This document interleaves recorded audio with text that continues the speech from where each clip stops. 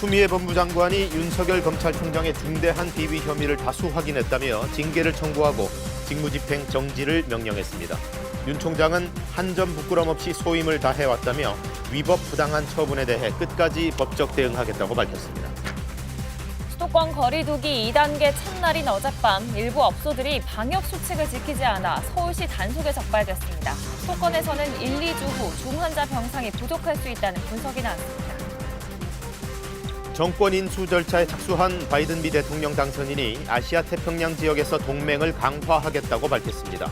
트럼프 대통령은 아직 연방 총무청에서 차기 대통령이 누군지 결정한 건 아니라면서 소송을 이어가겠다고 밝혔습니다. 그룹 방탄소년단이 미국 최고 권위 음악상인 그래미 어워즈 후보에 올랐습니다. 국내 클래식이나 국악 관계자의 후보 지명이나 수상은 있었지만 대중가수로서는 이번이 처음입니다. 오늘 아침은 여전히 쌀쌀하겠지만 낮부터 추위가 누그러지면서 평년 기온을 회복하겠습니다. 금요일 오후부터는 다시 추워지겠습니다. 여러분 안녕하십니까? 수요일 아침 뉴스광장 시작하겠습니다. 추미애 법무장관이 결국 윤석열 검찰총장에 대해 공식적으로 징계를 청구하고 나섰습니다. 그에 앞서 우선 일에서 손부터 떼라는 취지로 직무집행 정지 조치도 취했습니다. 당연히 헌정사상 처음 있는 일이죠. 먼저 최유경 기자의 보도입니다. 윤석열 검찰총장에 대한 감찰 결과 발표는 브리핑 시작 40분 전쯤 전격 공지됐습니다. 발표는 추미애 법무부 장관이 직접 나섰습니다. 오늘 저는 매우 무거운 심정으로 검찰총장에 대한 징계 청구 및 직무 배제 조치를 국민들께 보고드리지 않을 수가 없게 되었습니다. 추 장관은 감찰 결과 심각하고 중대한 비위 혐의가 확인됐다고 밝혔습니다. 우선 윤 총장이 중앙일보 사주와 부적절한 만남을 가져 검사 윤리 강령을 위반했다고 밝혔습니다. 또 조국 전 법무부 장관 사건 등 주요 사건을 맡은 판사들의 개인정보와 성향 자료를 수집하는 등 불법 사찰의 책임이 있다고 전했습니다. 채널A 사건, 한명숙 전 총리 사건과 관련해 감찰을 방해하고 특히 채널A 사건 감찰 관련 정보는 외부로 유출했다고 밝혔습니다. 지난달에는 퇴임 뒤 정치 참여를 선언하는 것으로 해석되는 발언을 하는 등 정치적 중립에 관한 검찰총장으로서의 위엄과 신망이 손상됐다고 지적했습니다. 아울러 감찰 대상자로서 협조 의무를 위반하고 감찰을 방해했다고 덧붙였습니다. 이에 따라 윤 총장이 더 이상 직무를 수행할 수 없을 정도에 이르렀다고 추 장관은 설명했습니다. 검찰총장의 비위를 사전에 예방하지 못하여 신속히 조치하지 못했고 그동안 국민들께 많은 심려를 끼쳐드린 점에 대하여 지휘 감독권자인 법무부 장관으로서 매우 송구스럽게 생각합니다. 추 장관은 제도와 법령만으로는 검찰 개혁이 이루어질 수 없다는 사실을 다시 한번 깨닫게 됐다며 엄정하게 징계 절차를 진행하겠다고 밝혔습니다. KBS 뉴스 최경입니다. 네, 그렇다면 구체적으로 윤 총장의 어떤 비위 혐의가 확인됐다는 건지 좀 더 자세한 내역을 살펴보겠습니다. 대표적으로 수사 중인 사건의 관계자로 볼 수 있는 언론사 사주를 만났던 일, 또 채널A 사건과 관련된 제19 감싸기 논란 등을 꼽을 수가 있는데요. 임종빈 기자가 정리해드립니다. 추미애 장관은 윤 총장의 징계 사유로 주요 정치적 사건 재판부에 대한 불법 사찰 책임을 들었습니다. 지난 2월 송철호 울산시장 등이 연루된 이른바 울산 사건과 조국 전 법무부 장관 관련 등 주요 사건을 맡은 판사들의 정보를 보고받고 이를 반부패 강력부에 전달하도록 지시했다는 겁니다. 판사들의 개인정보를 수집하고 활용하는 건 직무상 의무 위반이라는 판단입니다. 감찰 방해 혐의도 적용됐습니다. 지난 4월 대검 감찰부가 채널A 사건과 관련해 한동훈 검사를 감찰하려 하자 이를 중단시켰고 이후 전문수사자문단 소식까지 강행한 건 지휘감독권 남용이라는 겁니다. 당시 윤 총장의 휴가 기간에 한동수 감찰부장이 문자메시지로 감찰 개시를 보고했는데 이 사실이 곧바로 언론 보도로 나온 것도 감찰 정보의 외부 유출이라며 징계 사유에 포함했습니다. 윤 총장이 2018년 11월 홍석현 중앙홀딩스 회장을 만난 사실도 부적절한 것으로 판단했습니다. JTBC가 국정농단 태블릿 PC 보도와 관련해 서울중앙지검에 고소한 상황에서 JTBC의 실질적 사주인 홍 회장을 당시 중앙지검장이었던 윤 총장이 만난 건 사건 관계인 등과의 사적 만남을 제한한 검사윤리 강령을 위반했다고 판단한 것으로 보입니다. 다만 조선일보 방상훈 사장과의 만남은 징계 사유에 포함되지 않았습니다. 법무부는 이런 혐의들이 중대하고 복잡해 대면 감찰 사유가 된다고 봤지만 윤 총장이 이를 사실상 거부한 것으로 규정하고 감찰 규정 위반으로 판단했습니다. KBS 뉴스 임종민입니다. 윤석열 검찰총장은 강력 반발하고 나섰습니다. 위법 부당한 처분이다. 끝까지 법적 대응하겠다. 이런 입장을 밝혔는데요. 결국 행정소송 등으로 비화될 가능성 높습니다. 김희용 기자가 보도합니다.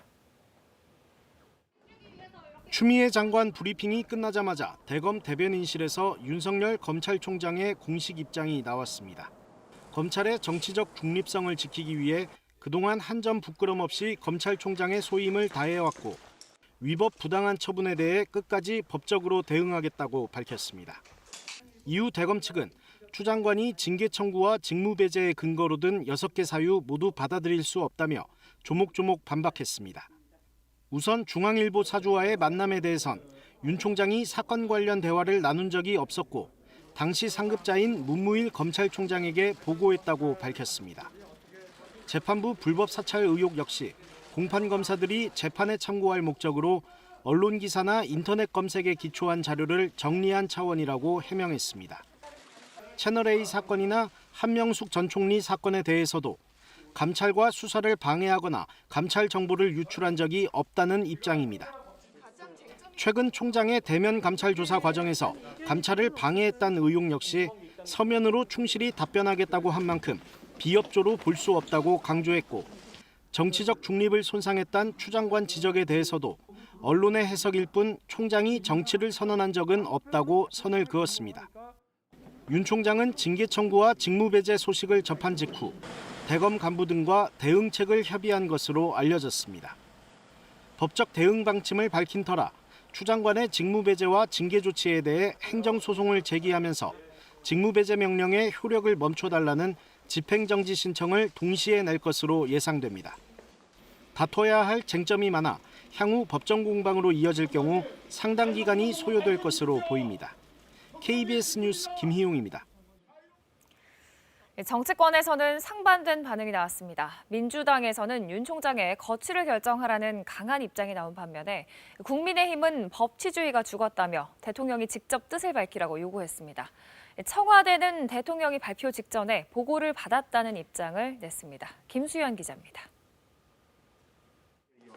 민주당에서 가장 강한 입장은 이낙연 대표에게서 나왔습니다. 이 대표는 페이스북에 올린 글에서 윤 총장의 혐의에 충격과 실망을 누르기 어렵다. 공직자답게 거취를 결정하기를 권고한다고 했습니다.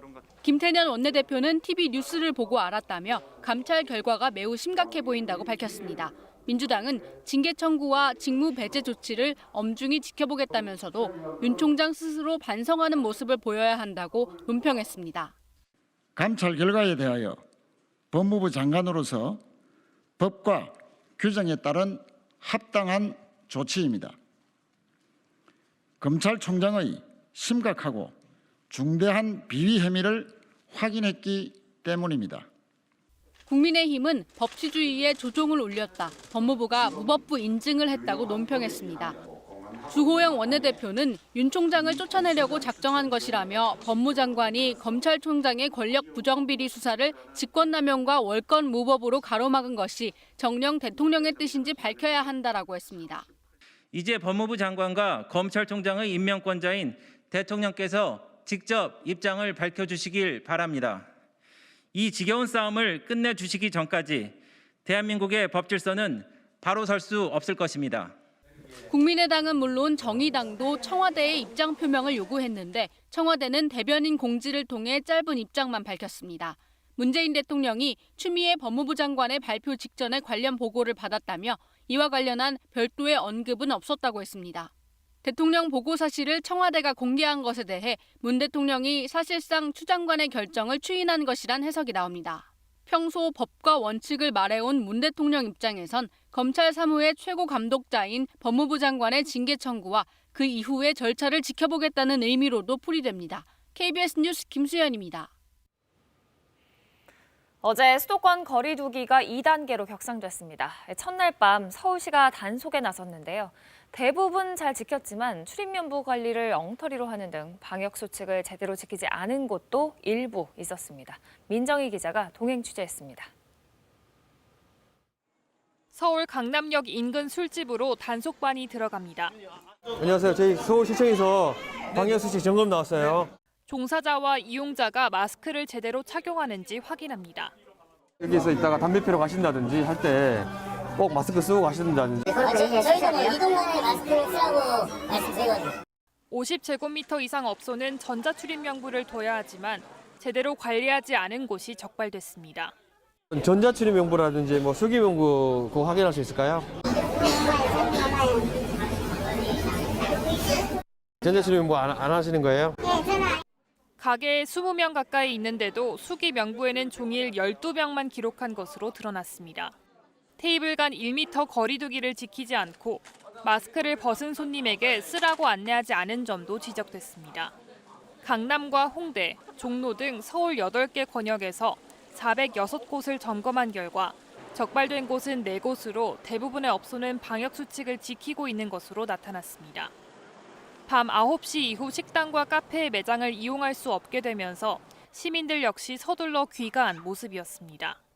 평소 같았으면 붐볐을 강남역 거리지만 거리두기가 2단계로 격상되면서 밤 9시 이후 사람들의 모습을 거의 볼 수 없습니다. 음식점과 술집들도 거의 모두 문을 닫았습니다. 적발된 업소에는 집합 금지 조처가 내려집니다. 관할 자치구 쪽에 저희가 확인서를 저희가 예관을 할 거고 그에 대해서 온사례과 아웃으로 해서 서울시는 거리두기 2단계가 적용되는 2주 동안 강남과 홍대 등 유흥가에 대해 집중적으로 점검할 계획입니다. KBS 뉴스 민정입니다. 민주노총이 오늘부터 노동법 개정 처리를 요구하는 총파업에 들어갑니다. 서울에서 10인 이상 집회가 금지된 만큼 지침을 지키면서 하겠다는 방침인데요. 정부는 집회가 국민의 안전을 위협한다면 무관용 원칙으로 대응하겠다고 밝혔습니다. 양예빈 기자가 보도합니다. 민주노총은 어제 기자회견을 열고 예정대로 오늘 총파업에 돌입할 것이라고 밝혔습니다. 정부가 추진하고 있는 노동법 개정안의 국회 통과를 저지하기 위해서입니다. 저희들은 국회에 요구합니다. 지금 정부가 ILO 비준을 빌미로 정부발 노동계약안 철회하십시오. 특히 파업할 때 사업장의 주요 시설을 점거하는 방식의 쟁의 행위를 금지하는 안에 대해 강하게 반발하고 있습니다. 지극히 상식적으로 피켓팅이나 현수막 들고 구호 정도 외치는 수준으로 하고 있는데 이것을 직장 점거라는 표현으로 일부 내지 전부를 못하도록 막겠다.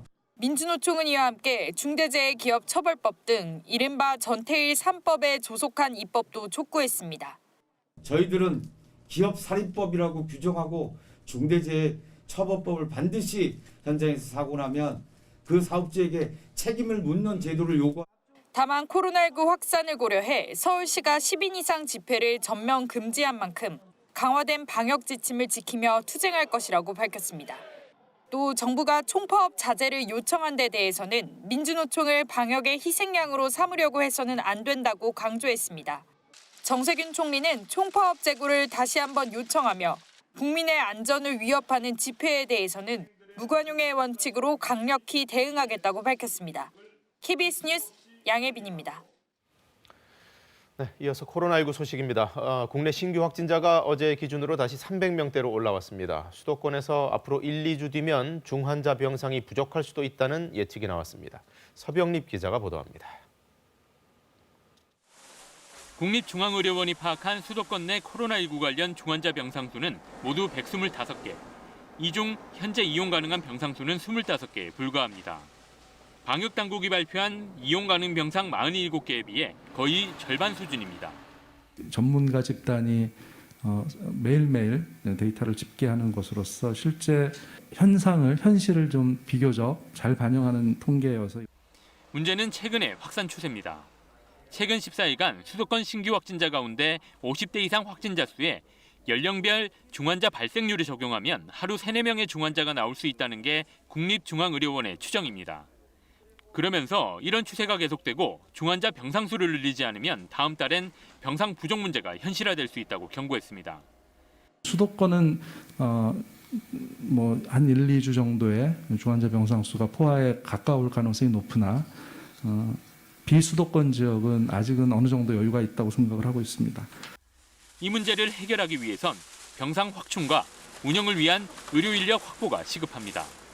정부는 연말까지 중환자 전담 간호사 400명을 양성할 계획인데 이런 노력은 내년 이후에도 이어져야 한다고 전문가들은 강조합니다.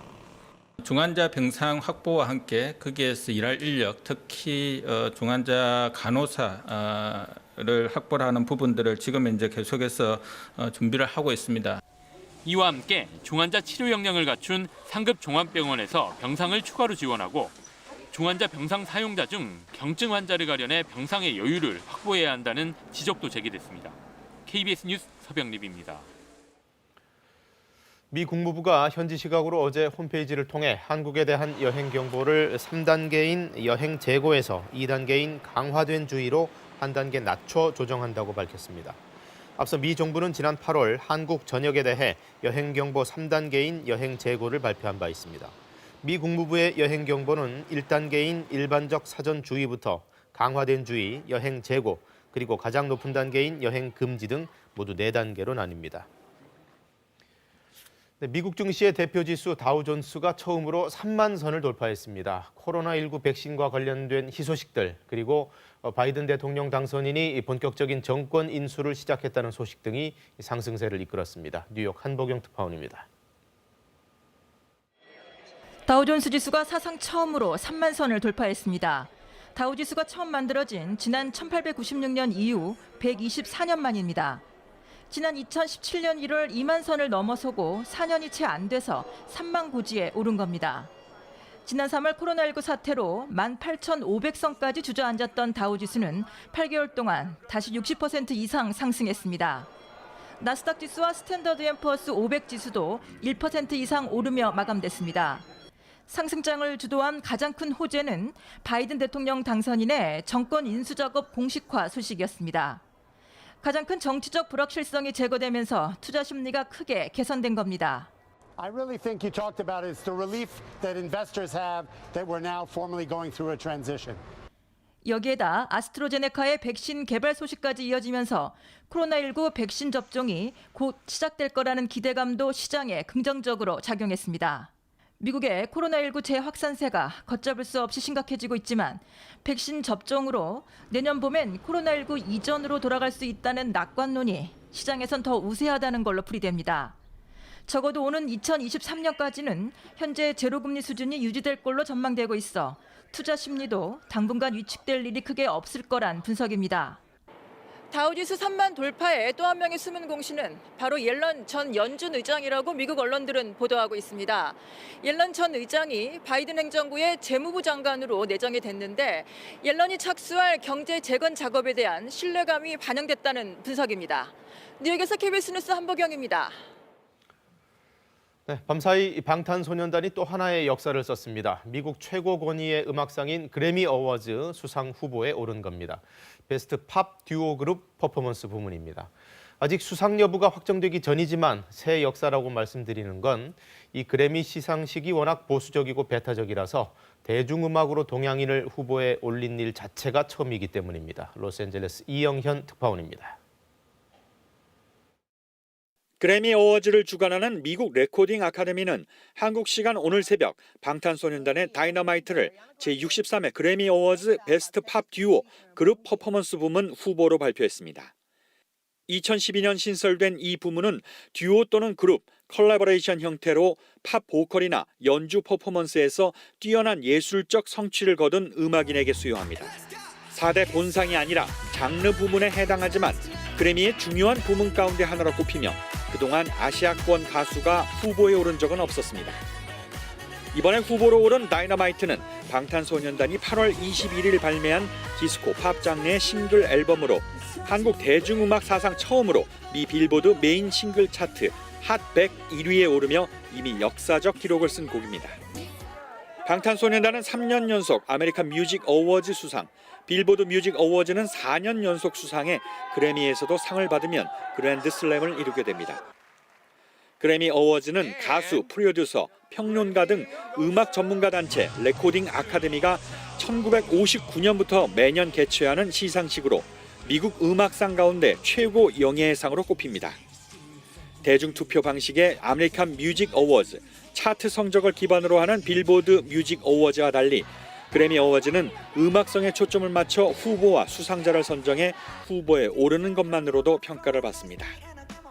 수상자는 아카데미 회원들의 최종 투표로 결정되며 수상자는 내년 1월 30일 개최되는 시상식에서 발표됩니다.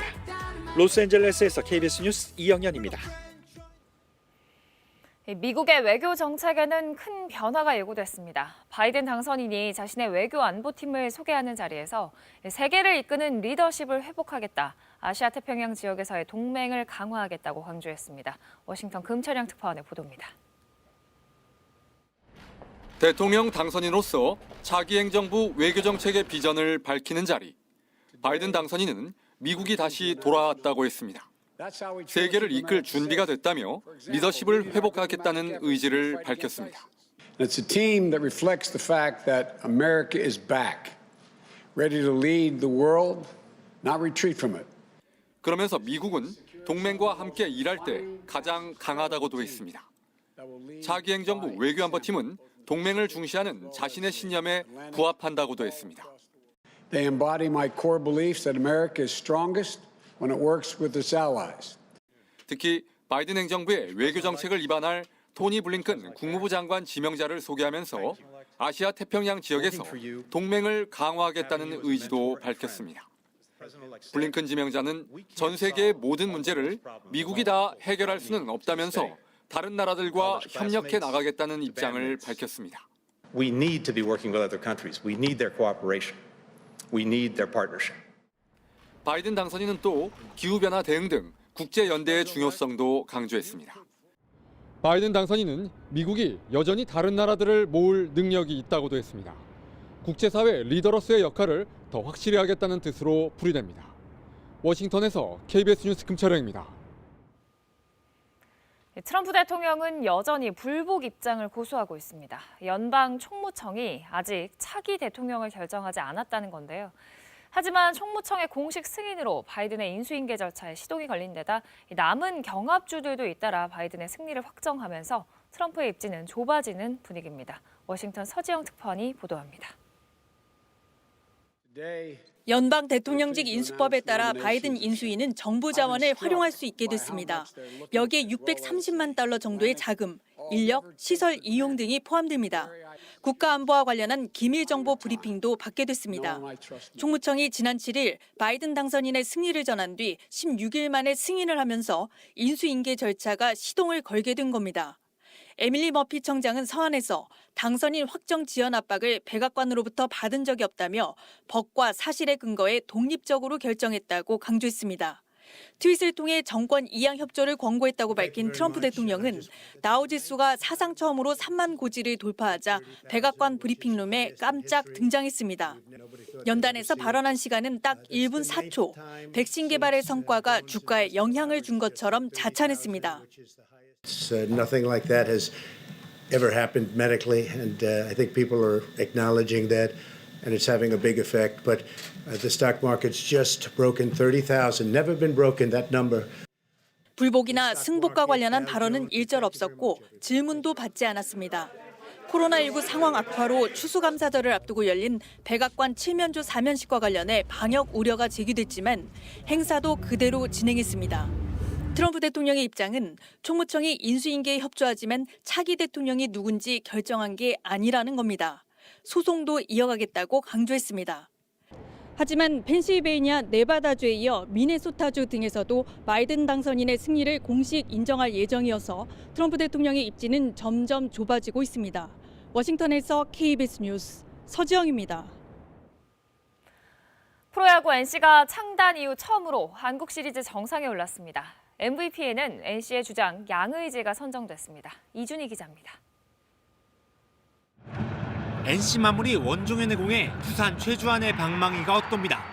NC의 창단 첫 한국 시리즈 우승이 확정되는 순간 NC 선수단이 부둥켜 안으며 우승의 기쁨을 만끽합니다.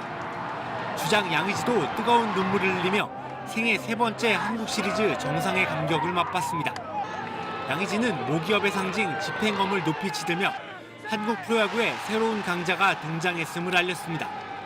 한국 시리즈 최우수 별로도 선정된 양의지는 자신이 왜 125억 원의 사나이인지를 스스로 증명했습니다. 또 마지막에 마무리를 이렇게 잘 해가지고 우승하게 돼서 너무 기쁩니다. 또 좋은 코치님, 감독님, 또 동료들 만나가지고 또 2년 만에 또 이렇게 또 우승할 수 있어가지고 거기서 너무 감정이 폭발해가지고 눈물이 났던 것 같아요. 6차전에서 시리즈를 끝내겠다는 NC의 의지는 강했습니다. 알칸타라의 호투 속에 침묵하던 NC의 타선은 5회부터 터지기 시작했습니다. 5회 투아웃 이후 연속 3개의 안타를 몰아치는 집중력으로 귀중한 선취점을 가져온 NC. 6회에도 알테어의 2루타에 이은 박성민의 적시타로 추가점을 뽑은 데 이어 박민우가 바뀐 투수 이승진에게 2타점 쐐기타까지 터뜨리며 점수차를 넉 점까지 벌렸습니다. 침묵하던 두산도 김재호 2루타로 추격에 나섰으나 승부는 이미 기운 뒤였습니다. 결국 4대2 NC의 승리. 6차전 혈투 끝에 우승을 차지한 NC는 4년 전 한국 시리즈 두산에 당한 패배를 완벽히 서력했습니다. 지난 2011년 프로야구 9번째 구단으로 등장한 신생 구단 NC는 2013년 1군 무대 진입 후 8번째 시즌 만에 통합 우승을 차지하며 프로야구에 새 역사를 쓰게 됐습니다. KBS 뉴스 이준입니다. 오늘도 쌀쌀한 아침입니다. 오늘 파주의 아침 기온이 영하 5도, 서울은 0.3도로 출발했는데요. 그래도 비교적 따뜻한 서풍이 불어오면서 낮에는 추위가 조금 누그러지겠습니다. 오늘 아침과 낮의 기온 차이가 크게 벌어지는 만큼 큰 일교차를 주의해 주셔야겠습니다. 금요일 오후부터는 찬바람이 다시 불어오면서 토요일 아침에는 서울 기온이 영하 4도까지 뚝 떨어지겠습니다. 지금 간간히 구름이 지나고 있는데요. 오늘 서쪽 지역을 중심으로는 가끔 구름이 끼겠습니다. 강원 동해안 지역에는 건조주의보가 발효 중인데요. 서쪽에서 유입되는 공기가 높은 산간을 타고 넘으면서 대기가 더욱 건조해지기 때문입니다. 내일 밤부터 이 지역에는 비 소식이 들어있는데요. 비가 내리기 전까지는 화재 예방에 유의하셔야겠습니다. 현재 기온 살펴보겠습니다. 어제 아침과 기온이 비슷합니다. 철원이 영하 4.5도, 안동이 영하 2.6도, 대전은 영하 0.2도 가리키고 있습니다. 한낮에는 서울이 9도, 청주 11도, 광주와 대구 13도, 부산 16도로 낮 동안에는 어제보다 기온이 조금 높겠습니다. 바다의 물결은 모든 해상에서 비교적 잔잔하겠습니다. 내일 밤부터 강원 영동 지역에는 비 소식이 들어있습니다. 금요일에는 비가 내리는 곳이 있겠고요. 기온이 낮은 산간 지역에서는 눈이 내리는 곳도 있겠습니다. 날씨 정보 전해드렸습니다. 네, 코로나19 어제 국내 신규 확진자가 349명 나왔습니다. 전날 200명대로 잠시 내려갔다가 바로 또 300명대를 찍은 건데요. 자세한 소식 취재기자 연결해서 알아보겠습니다. 유동엽 기자, 먼저 확진자 현황부터 정리해 주시죠. 네, 어제 0시를 기준으로 국내 코로나19 신규 확진자는 349명입니다. 이 가운데 지역 발생은 320명, 해외 유입 사례는 29명입니다. 어제부터 거리 두기가 2단계로 격상된 수도권에서 확진자 집중이 계속되고 있습니다. 서울은 133명으로 가장 많았고 경기가 81명, 인천 17명 등으로 신규 확진자 가운데 3분의 2는 수도권입니다. 하지만 강원에서도 46명의 신규 확진자가 나왔고 전북 15명, 경북 9명, 충남 8명 등 수도권이 아니라고 해서 안심할 수 있는 상황은 아닙니다. 자, 이런 와중에도 여전히 이 마스크를 안 쓰시는 분들이 많은가 봐요. 신고 사례가 많다면서요? 네, 안전신문고 홈페이지나 휴대전화 애플리케이션을 통해 시민들이 직접 방역수칙 위반 현장을 제보할 수 있는데요. 방역당국이 소개한 사례들을 보면 체력 전문 학원에서 수강생들이 마스크를 착용하지 않은 채 이야기하며 운동을 한다는 제보가 접수됐고요. 태권도 학원에서 아이들이 음식을 나눠 먹거나 커피 제조 학원에서 비위생적인 시음컵을 사용한다는 등의 사례도 신고됐습니다.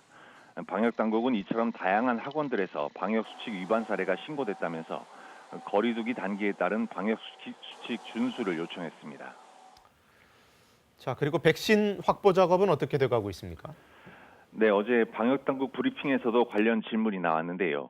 국민 60%인 3천만 명 접종 물량 확보를 목표로 잘 진행하고 있다 이렇게 밝혔습니다. 그러면서 차질 없이 계획대로 일정에 맞춰서 제약사들과 협상하고 있다면서 불안해하지 않아도 된다고 덧붙였습니다. 백신 확보 결과에 대해선 곧 투명하게 공개하겠다고도 밝혔습니다. 국내에서도 백신 개발이 진행되고 있습니다. 보건당국은 지난 6월 DNA 백신 한 종의 임상 시험이 승인됐고 그제 합성 항원 백신 한 종의 임상 시험이 승인됐다고 밝혔습니다. 여기에 다른 DNA 백신 한 종도 이번 달 임상 시험 계획을 신청한 상태로 현재 식품의약품안전처의 검토가 진행 중입니다. 이처럼 국내에서 개발 중인 백신 3종은 모두 올해 안에 임상 시험에 착수할 수 있을 전망입니다. 백신 개발이 끝나서 실제 접종이 이루어지기 전까지 최고의 백신은 마스크 착용이라고 방역당국은 거듭 강조했습니다. 지금까지 사회부에서 전해드렸습니다. 네, 경기도에서는 키즈 카페발 어린이 집단 감염이 발생했습니다. 용인의 한 키즈 카페인데 관련 확진자가 총 70명대에 이르고 경기도 다른 지역의 어린이집 등으로 번졌습니다. 보도에 김혜주 기자입니다. 21일 첫 확진자가 나온 경기도 부천의 한 어린이집입니다. 사흘 만에 인근 어린이집을 포함해 두 곳에서 원생 14명과 교사 4명 등 모두 24명의 확진자가 나왔습니다. 이 어린이집 교사는 집단 발병지인 용인 키즈 카페를 다녀온 서울 구로구의 확진자와 접촉한 것으로 드러났습니다. 이로써 용인 키즈 카페 관련 확진자는 모두 73명으로 늘었습니다. 거리두기 단계가 2단계로 상향되면서 어린이집들은 외부 활동이나 외부인의 출입을 최대한 자제하고 있습니다. 어린이집과 키즈 카페에서 확진자가 잇따라 나오자 용인시는 물론 서울시도 시내 전체 어린이집에 대해 긴급 휴원 명령을 내렸습니다. 과거 9월 2.5단계를 시행했던 그 시기와 유사하게 굉장히 상황이 심각해지고 있다는 것을 파악했고요. 여기에 따라서 이제 선제적으로 휴원 조치를 명하게 되었습니다. 문제는 돌봄 공백인데 휴원을 하더라도 가정 양육이 어려운 가정을 위해 어린이집 문을 열고 최소한의 규모로 긴급 보육을 하고 있습니다. 아이들도 서로 마주보고 밥 안 먹게끔 거리두기로 그렇게 최소화를 지금 하고 있어요. 이제 아침 저녁으로 그 장난감이라든지 방역 소독액을 사가지고 수시로 그걸 뿌려주고. 하지만 갑작스러운 휴원 결정에 맞벌이 부부 등 학부모들은 곤혹스러울 수밖에 없습니다. 연락을 오늘 출근길에 아침에 받았고요. 선택의 여지가 없어서 일단 보내긴 했는데 지금 상황이 계속 이렇게 되니까 너무 좀 힘들긴 합니다. 현재 인천과 강원, 충청 등 전국 21개 시군구 일부 지역에서도 어린이집 휴원이 진행 중입니다. KBS 뉴스 김혜주입니다. 네, 러시아가 개발한 코로나19 백신이죠. 스푸트니크 V, 감염 예방 효과가 95% 이상이라고 개발자 측이 밝혔습니다. 이 백신은 현재 3상 임상시험이 진행 중인데 일단 중간 결과를 발표한 겁니다. 모스크바 김준호 특파원입니다. 러시아가 지난 8월 세계 최초로 승인했다고 발표했던 코로나19 백신 스푸트니크 V의 3상 임상시험 중간 분석 결과를 발표했습니다. 백신을 개발한 러시아 보건부 산하 가말레야 연구소와 개발을 지원한 러시아 직접투자펀드 측은 스푸트니크 V의 면역 효과가 95% 이상이라고 밝혔습니다. Efficacy of the vaccine is over 95%, which is great news, not only for Russia, but for the world. 스푸트니크 V는 2회에 걸쳐 접종이 이루어지는데 두 번째 접종 1주 뒤의 효능은 91.4%, 두 번째 접종 3주 뒤의 효능은 95% 이상으로 나타났다는 것입니다. 3상 임상시험 중인 18,700여 명에 대한 자료를 분석한 결과입니다. 접종 부위 통증과 체온 상승 등 백신 접종 후에 일반적 증상 외의 부작용은 나타나지 않았다고 연구소 측은 밝혔습니다. 러시아 직접투자펀드 측은 스푸트니크 V의 2회 접종분 가격이 $20 이하가 될 것이라면서 다른 백신들에 비해 가격이 저렴하다고 강조했습니다. 이어 섭씨 2도에서 8도 사이에 저장이 가능한 동결건조 형태의 백신 생산에도 착수해 열대 지역을 포함한 오지에서의 백신 사용이 가능해질 것이라고 덧붙였습니다. 아울러 내년부터 해외에서만 연간 5억 명분의 스푸트니크 V 생산이 가능하며 첫 해외 공급은 내년 1월부터 이뤄질 것이라고 밝혔습니다. 모스크바에서 KBS 뉴스 김준호입니다. 소가 떠내려가고 시가지가 온통 잠긴 지난 8월 전남구의 양정마을 기억하시죠? 100일이 지났지만 터전을 잃은 주민들의 고통은 여전합니다. 피해와 원인 조사가 제대로 안 되고 그러다 보니까 보상에도 기약이 없어서인데요. 김정대 기자가 돌아본 현장 상황부터 보시죠. 소가 죽고 있으면은 말을 할 수가 없어요. 우리 안 죽고 살아 있는 것만 다행이다 생각하죠. 우리 마을 이번에 침수로 인해 가지고 완전히 붕괴됐습니다.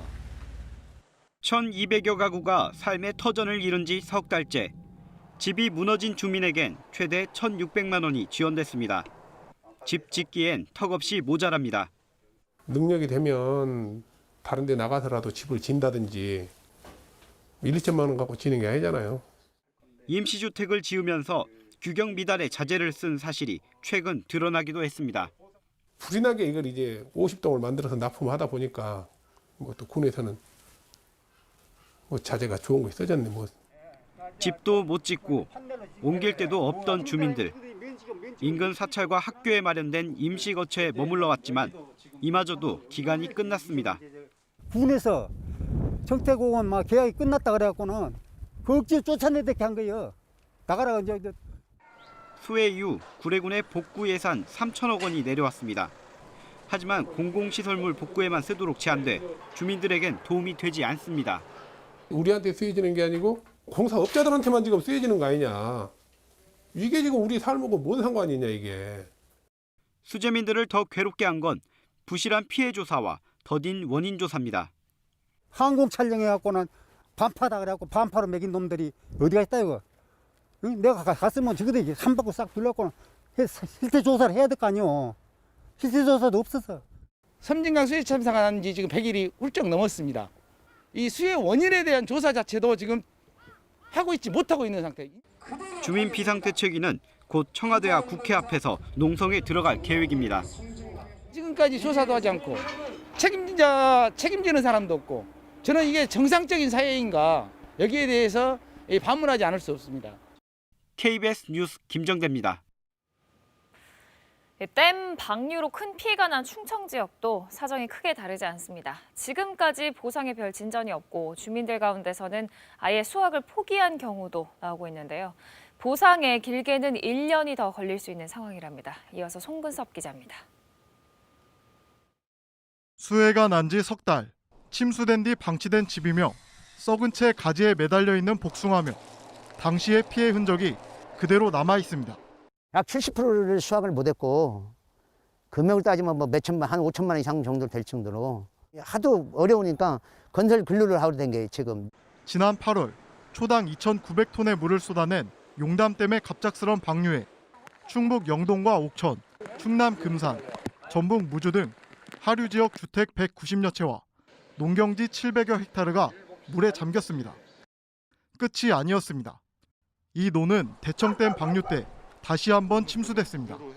보상 문제 등으로 아예 수확을 포기했습니다. 이제 조사를 해서 이렇게 보상을 이제 해준다 이렇게 하니까 지금 뭐 이 상황에서 지금 수확도 안 돼, 뭐 잘 안 되고 그러니까는 조사 끝날 때까지 놔둬야 되는데. 용담댐, 대청댐 외에도 섬진강댐과 합천댐, 남강댐의 방류로 곳곳에 피해가 났습니다.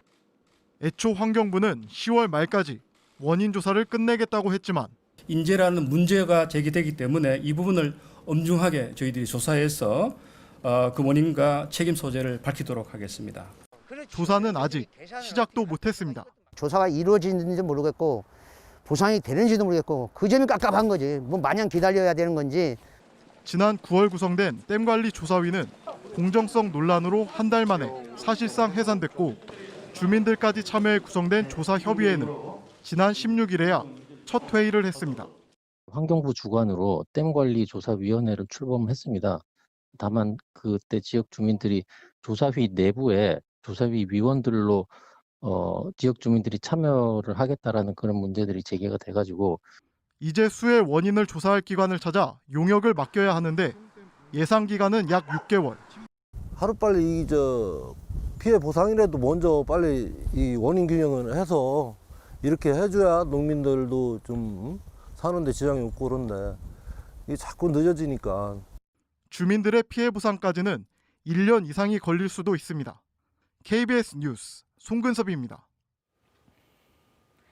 코로나19로 어려움을 겪는 소상공인을 돕기 위해서 지자체마다 지역사랑 상품권을 할인해주기도 하고 또 대전처럼 결제 금액의 일부를 캐시백으로 돌려주는 경우도 있는데요. 이게 일부 업종, 주로 고액 결제를 하는 병원, 학원의 사용이 쏠리면서 취지를 못 살렸다는 지적도 나오고 있습니다. 이정은 기자입니다. 대전에서만 쓸 수 있는 카드형 지역사랑 상품권 온통 대전입니다. 이달 초 보름 동안 최대 25% 캐시백 혜택을 주는 특별 세일을 진행했는데 1,200억 원이 발행돼 이 가운데 1,000억 원이 사용됐습니다. 대전시는 10% 정도 반짝 매출 상승 효과가 났다고 봤지만 사용액을 잠정 분석해보니 일부 업종과 지역의 쏠림 현상이 여전했습니다. 가장 많이 사용된 곳은 음식점으로 22%가 쓰였고 병의원과 학원이 뒤를 이었는데 합쳐서 30%를 넘어 전체의 3분의 1을 차지했습니다.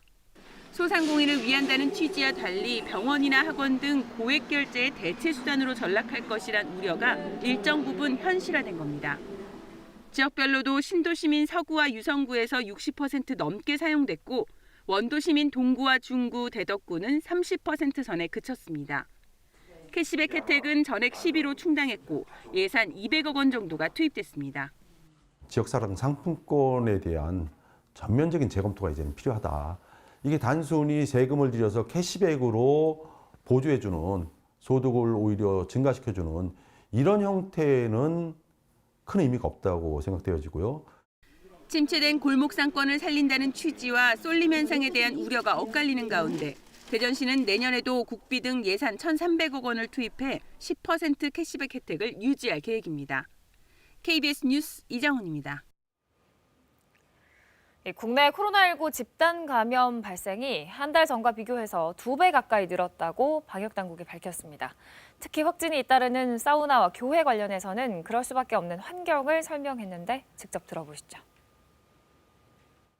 11월 8일부터 11월 14일 사이에 집단 감염의 발생 건수가 총 41건으로 약 한 달 전인 43주차, 즉 10월 중하순인 10월 19일부터 10월 24일에 비해서 2배 정도 증가한 것으로 나타났습니다. 더 우려되는 것은 집단 감염의 발생 장소가 가족 지인 모임이 약 한 달 전, 즉 43주차에 6건에서 46주차에 18건으로 다중이용시설에서의 집단 감염이 43주에는 1건에서 46주차에는 10건으로 크게 증가한 것이 확인되었음을 말씀드립니다. 사우나의 경우는 현재까지 조사된 것으로는 대개 지하에 위치해 있고 따라서 환기가 좀 불비하고 그 안에서 산밀의 환경이 조성되고 또 특성상 마스크를 지속적으로 착용하기가 어려운 점 등으로 현재 환경적 여건을 추정하고 있습니다. 교회의 경우에도 성가대 활동, 또 소모임이 이루어지고 있는 점, 또 일부 마스크 착용이 좀 불량한 점 등이 파악이 되고 있고 또 전파 고리의 양상이 어떻게 되는지를 좀 더 세밀하게 설명드리겠습니다.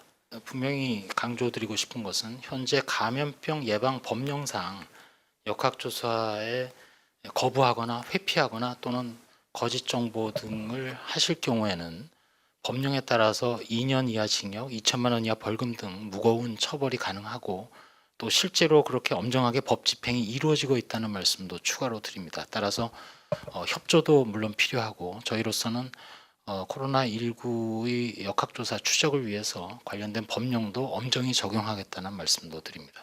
자가치료 기준과 관련해서는 이미 전문가들하고도 충분히 논의하고 또 내부에서도 검토를 해서 사실상 안은 완성이 돼 있는 상황입니다.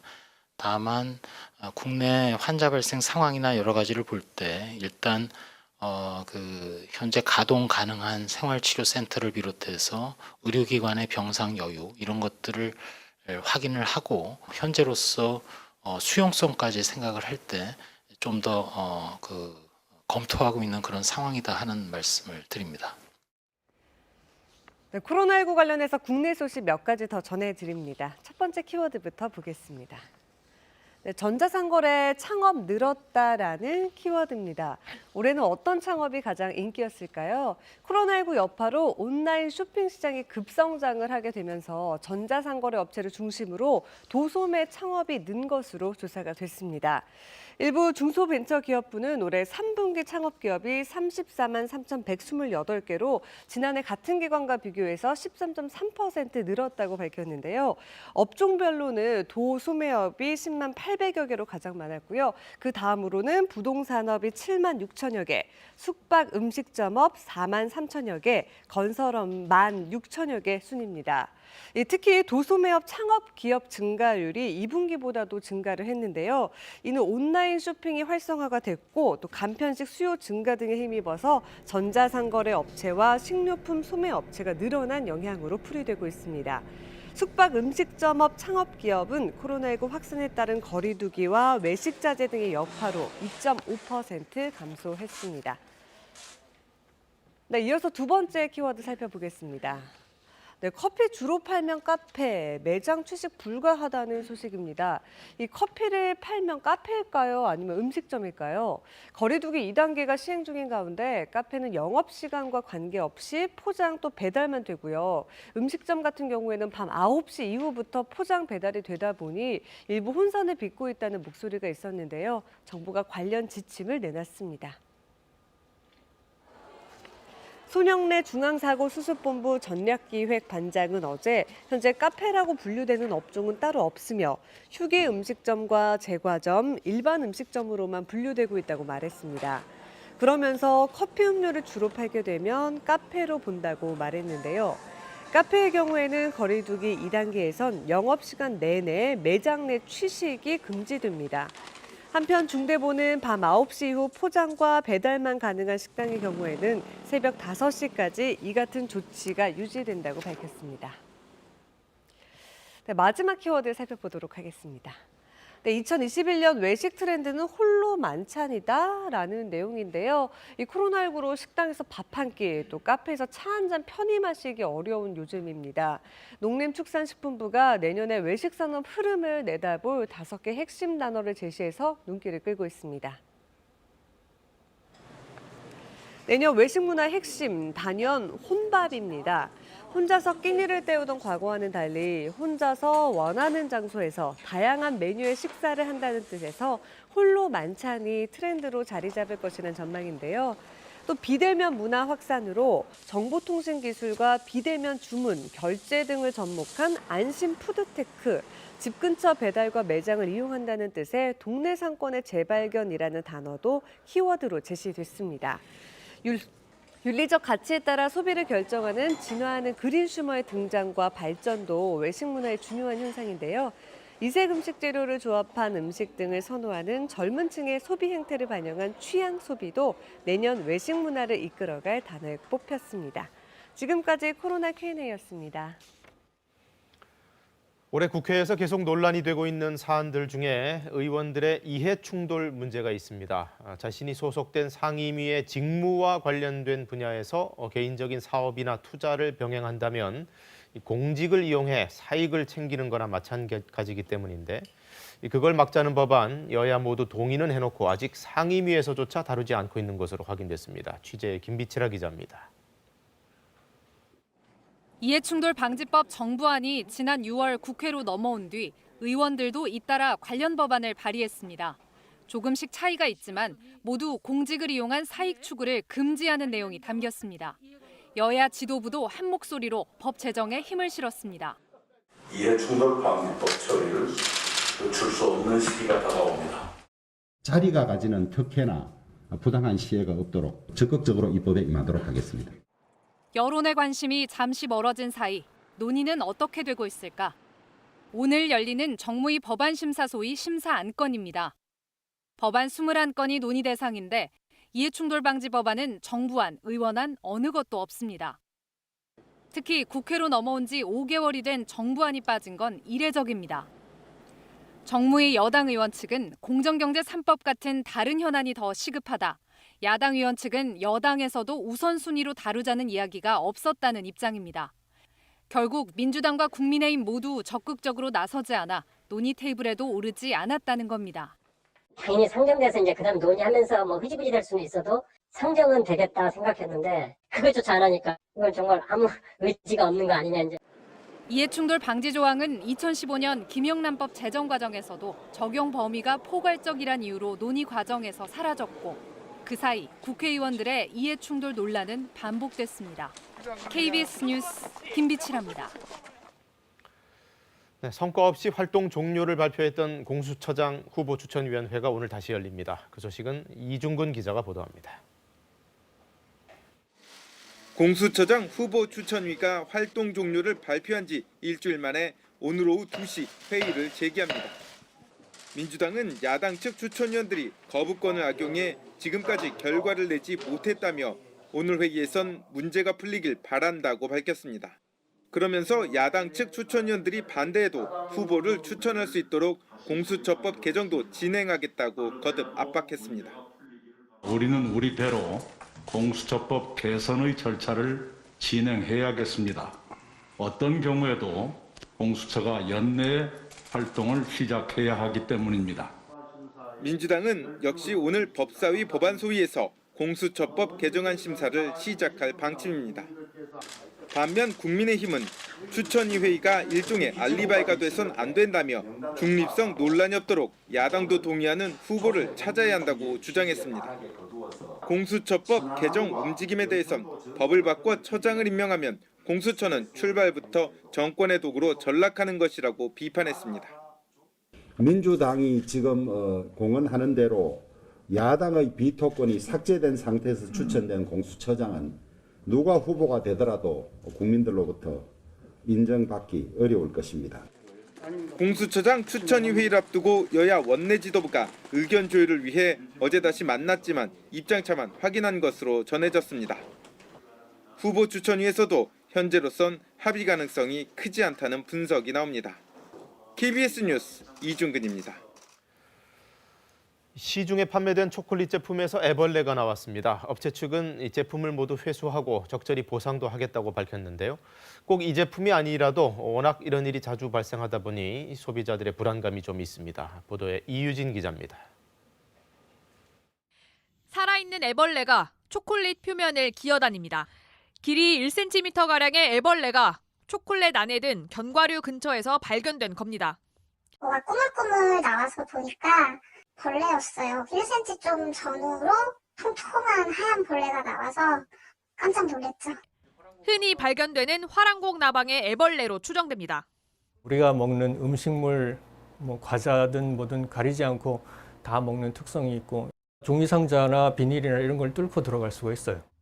구매처에선 문제가 된 제품을 모두 회수하고 절차에 따라 보상하겠다고 했지만 벌레 유입 경로는 밝히기 어렵다고 말했습니다. 음식에서 이물질이 발견되는 건 어제 오늘 일이 아닙니다. 하지만 어떤 과정에서 유입됐는지 밝히기 어려운 경우가 많아 처벌은 미미한 수준입니다. 식약처 통계를 살펴보면 최근 5년 사이 음식 내 이물질 신고는 2만 1000여 건이 접수됐지만 과태료 등의 처분은 10건 중 1건 꼴입니다. 또 복잡한 제조 공정, 또 복잡한 유통 과정에서도 혼입될 수도 있습니다.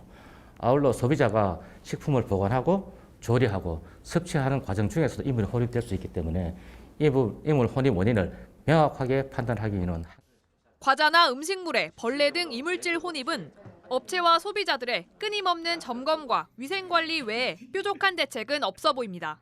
KBS 뉴스 이유진입니다. 어제 오후 포스코 광양제철소에서 폭발 사고가 발생해 작업자 3명이 숨졌습니다. 산소 배관 점검 중에 폭발이 일어난 걸로 추정되는 가운데 오늘 합동 감식이 진행됩니다. 양창희 기자가 보도합니다. 포스코 광양제철소에서 짙은 연기가 뿜어져 나옵니다. 먼 거리에서도 연기는 선명하게 보입니다. 어제 오후 4시쯤 광양제철소에서 폭발 사고가 발생했습니다. 목격자들은 사고 당시 폭발음도 들렸다고 말합니다. 펑펑한 큰 소리가 들려가지고 보니까 연기가 나오더라고요. 내가 4시 1분 눈꽃같이 나고요. 정말 시커먼 연기가 많이 나거든요. 폭발이 일어난 일고로 근처 배관에는 포스코 직원 1명과 협력업체 직원 2명 등 작업자 3명이 있었습니다. 이 가운데 2명은 심정지 상태로 발견돼 병원으로 옮겨졌지만 숨졌습니다. 나머지 한 명도 소방당국의 수색 끝에 발견됐지만 숨진 상태였습니다. 제철소 측은 배관 설비를 점검하던 도중 산소가 새면서 사고가 난 것으로 보고 있습니다. 소방당국도 산소 밸브를 열다가 폭발이 발생한 것으로 추정 중입니다. 포스코 광양제철소에서는 지난해 12월에도 폭발이 발생해 5명이 크고 작은 부상을 당하는 등 사고가 끊이지 않고 있습니다. 광양경찰서는 오늘 국립과학수사연구원 등과 합동감식을 벌여 정확한 사고 원인을 조사할 계획입니다. 여수고용노동지청도 산업안전보건법 위반 여부 등을 조사하고 있습니다. KBS 뉴스 양창입니다. 요즘 수입 동물을 이색 반려동물로 키우시는 분들이 종종 있는데요. 키우기가 어렵다 보니까 버려지는 경우도 적잖게 나오고 있습니다. 멸종 위기종까지 버려진다는데 구조를 해도 임시 보호조차 쉽지 않은 상황이랍니다. 김민아 기자입니다. 설가타라고 불리는 아프리카 원산지의 육지거북입니다. 멸종 위기종으로 정식 수입으로만 국내에 반입할 수 있는 종류입니다. 경기도의 한 하천에서 발견됐는데 영양분이 부족한 듯 등은 굽었고 배는 짓물렀습니다. 작을 때는 사람 손바닥만 했다가 크게 자라면 1m에서 1.5m까지 크는 친구들이에요. 그렇기 때문에 가정집에서 쉽게 입양을 했다가 많이 유기되는. 서울의 한 공원에서 구조된 미국 너구리 라쿤입니다. 자치단체에서 공고를 통해 주인을 찾으려 했지만 아무도 나타나지 않았고 한 동물단체가 보호하고 있습니다. 라쿤은 귀여운 생김새와는 달리 살기나 오소리 등 국내 고유종의 서식지를 위협할 수 있습니다. 이 때문에 환경부는 라쿤을 생태계 위해 우려 생물로 지정하기도 했습니다. 기르다 포기한 듯 이동장과 함께 유기된 수입 족제비. 이 관상용 도마뱀들은 플라스틱 보관함 10여 개에 넣어진 채 발견되기도 했습니다. 개나 고양이 같은 동물과는 사육 환경이 달라 자치단체에서 임시보호하기도 쉽지 않습니다. 시설이 있어야 돼. 그거를 가지고 있기가 쉽지 않으니까 잘 안 봐주죠. 가지고 있는다 해도 그게 만약에 잘못되거든. 관상이나 반려 목적으로 국내로 들여오는 외래 생물은 그 종류만 10년 새 2배 이상 늘어 2,000종이 넘는 상황. 무분별한 유인만큼이나 쉽게 버려지는 상황에서 수입 절차와 개인 분양 이력제를 강화해야 한다는 목소리가 나오고 있습니다. KBS 뉴스 김민아입니다. 오늘 아침 공기도 차갑죠? 오늘 서울의 아침 기온 0.2도, 파주가 영하 5도, 의성도 영하 4도로 출발했습니다. 낮 동안에는 서풍이 불어들면서 기온이 올라 추위가 조금 누그러지겠습니다. 다만 일교차가 10도 이상 크게 벌어지는 만큼 건강관리 잘해주셔야겠습니다. 주 후반에는 또 찬바람이 불어오면서 다시 날이 추워지겠습니다. 금요일 오후부터 찬바람이 다시 강하게 불어올 텐데요. 토요일 아침에는 서울 기온이 영하 4도까지 뚝 떨어지겠습니다. 지금 간간히 전국에 구름이 지나고 있는데요. 오늘 고기압의 영향을 받으면서 서쪽 지역을 중심으로는 가끔 구름이 끼겠습니다. 강원 영동 지역에는 여전히 건조주의보가 발효 중입니다. 내일 밤부터 비 소식이 들어있는데 비가 내리기 전까지는 대기가 무척 건조하겠습니다. 현재 기온 살펴보겠습니다. 어제 아침과 기온이 비슷하거나 조금 낮습니다. 철원이 영하 4.5도, 세종과 대전도 영하권 추위가 이어지고 있고요. 한낮에는 서울이 9도, 대전 12도, 부산은 16도까지 오르겠습니다. 바다의 물결은 모든 해상에서 비교적 잔잔하겠습니다. 날씨 정보 전해드렸습니다. 추미애 법무장관이 윤석열 검찰총장의 중대한 비위 혐의를 다수 확인했다며 징계를 청구하고 직무집행 정지도 명령했습니다. 윤 총장은 한 점 부끄럼 없이 소임을 다해왔다며 위법 부당한 처분에 대해 끝까지 법적으로 대응하겠다고 밝혔습니다. 수도권 거리두기 2단계 첫날인 어젯밤 일부 업소들이 방역수칙을 지키지 않아 서울시 단속에 적발됐습니다. 수도권에서는 1, 2주 후 중환자 병상이 부족할 수 있다는 분석이 나왔습니다. 정권 인수 절차에 착수한 바이든 미 대통령 당선인이 아시아 태평양 지역에서 동맹을 강화하겠다고 밝혔습니다. 트럼프 대통령은 아직 연방통무청에서 차기 대통령이 누군지 결정한 건 아니라며 소송을 이어가겠다고 밝혔습니다. 그룹 방탄소년단이 미국 최고 권위 음악상인 그래미 어워즈 후보에 올랐습니다. 국내 클래식이나 국악 관계자의 후보 지명이나 수상은 있었지만 대중가수로서는 이번이 처음입니다. 네, 법무장관과 검찰총장의 갈등 갈등 결국 정점으로 치닫게 됐습니다. 추미애 법무장관이 할 수 있는 마지막 카드 징계 청구에 나섰습니다. 감찰 결과 비위가 많이 드러났다며 직무 집행도 당장 정지시켰는데요. 먼저 추 장관 입장부터 최유경 기자가 전해드립니다. 윤석열 검찰총장에 대한 감찰 결과 발표는 브리핑 시작 40분 전쯤 전격 공지됐습니다. 발표는 추미애 법무부 장관이 직접 나섰습니다. 오늘 저는 매우 무거운 심정으로 검찰총장에 대한 징계 청구 및 직무 배제 조치를 국민들께 보고드리지 않을 수가 없게 되었습니다. 추 장관은 감찰 결과 심각하고 중대한 비위 혐의가 확인됐다고 밝혔습니다. 우선 윤 총장이 중앙일보 사주와 부적절한 만남을 가져 검사 윤리 강령을 위반했다고 밝혔습니다. 또 조국 전 법무부 장관 사건 등 주요 사건을 맡은 판사들의 개인정보와 성향 자료를 수집하는 등 불법 사찰의 책임이 있다고 전했습니다. 채널A 사건, 한명숙 전 총리 사건과 관련해 감찰을 방해하고 특히 채널A 사건 감찰 관련 정보는 외부로 유출했다고 밝혔습니다. 지난달에는 퇴임 뒤 정치 참여를 선언하는 것으로 해석되는 발언을 하는 등 정치적 중립에 관한 검찰총장으로서의 위엄과 신망이 손상됐다고 지적했습니다. 아울러 감찰 대상자로서 협조 의무를 위반하고 감찰을 방해했다고 덧붙였습니다. 이에 따라 윤 총장이 더 이상 직무를 수행할 수 없을 정도에 이르렀다고 추 장관은 설명했습니다. 검찰총장의 비위를 사전에 예방하지 못하여 신속히 조치하지 못했고 그동안 국민들께 많은 심려를 끼쳐드린 점에 대하여 지휘 감독권자인 법무부 장관으로서 매우 송구스럽게 생각합니다. 추 장관은 제도와 법령만으로는 검찰 개혁이 이루어질 수 없다는 사실을 다시 한번 깨닫게 됐다며 엄정하게 징계 절차를 진행하겠다고 밝혔습니다. KBS 뉴스 최경입니다. 네, 법무부는 윤석열 총장에 대해 심각하고 중대한 비위 혐의를 다수 확인했다 이렇게 표현했습니다. 널리 알려진 언론사 관련 논란들을 비롯해 판사들에 대한 사찰 혐의도 포함이 됐는데요. 구체적인 내용들 임종빈 기자가 이어서 전해드립니다. 추미애 장관은 윤 총장의 징계 사유로 주요 정치적 사건 재판부에 대한 불법 사찰 책임을 들었습니다. 지난 2월 송철호 울산시장 등이 연루된 이른바 울산 사건과 조국 전 법무부 장관 관련 등 주요 사건을 맡은 판사들의 정보를 보고받고 이를 반부패 강력부에 전달하도록 지시했다는 겁니다. 판사들의 개인정보를 수집하고 활용하는 건 직무상 의무 위반이라는 판단입니다. 감찰 방해 혐의도 적용됐습니다. 지난 4월 대검 감찰부가 채널A 사건과 관련해 한동훈 검사를 감찰하려 하자 이를 중단시켰고 이후 전문수사자문단 소식까지 강행한 건 지휘감독권 남용이라는 겁니다. 당시 윤 총장의 휴가 기간에 한동수 감찰부장이 문자메시지로 감찰 개시를 보고했는데 이 사실이 곧바로 언론 보도로 나온 것도 감찰 정보의 외부 유출이라며 징계 사유에 포함했습니다. 윤 총장이 2018년 11월 홍석현 중앙홀딩스 회장을 만난 사실도 부적절한 것으로 판단했습니다. JTBC가 국정농단 태블릿 PC 보도와 관련해 서울중앙지검에 고소한 상황에서 JTBC의 실질적 사주인 홍 회장을 당시 중앙지검장이었던 윤 총장이 만난 건 사건 관계인 등과의 사적 만남을 제한한 검사윤리 강령을 위반했다고 판단한 것으로 보입니다.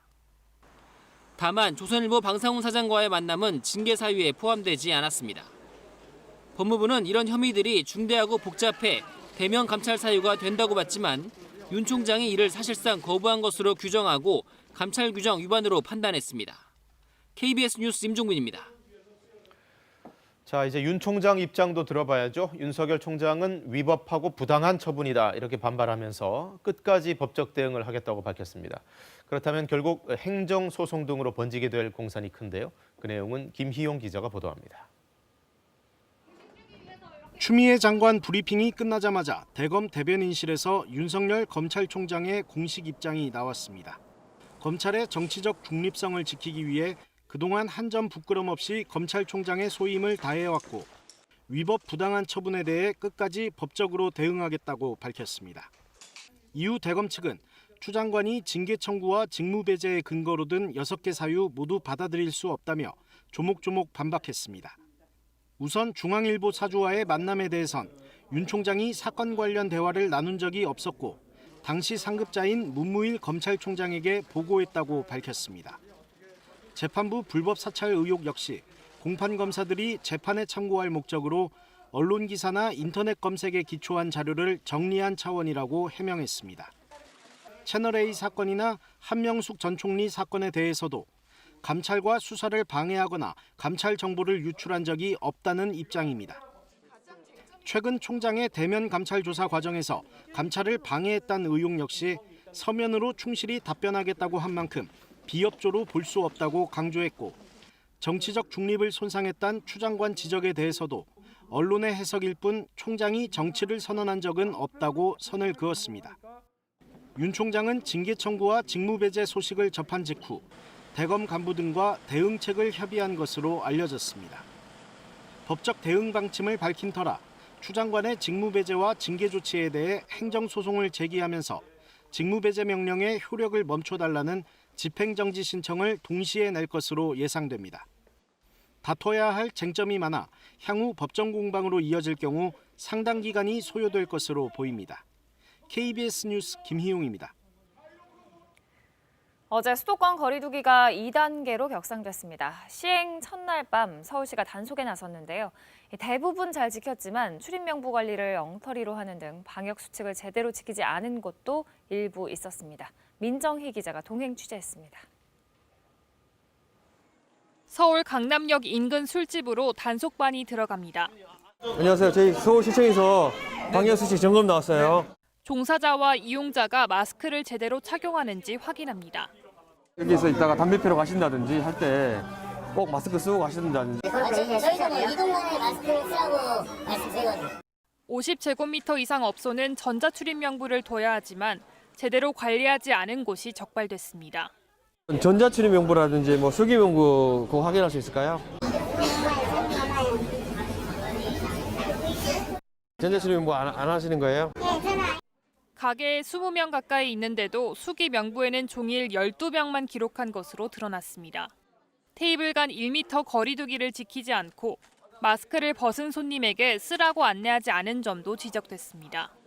강남과 홍대, 종로 등 서울 8개 권역에서 406곳을 점검한 결과 적발된 곳은 4곳으로 대부분의 업소는 방역 수칙을 지키고 있는 것으로 나타났습니다.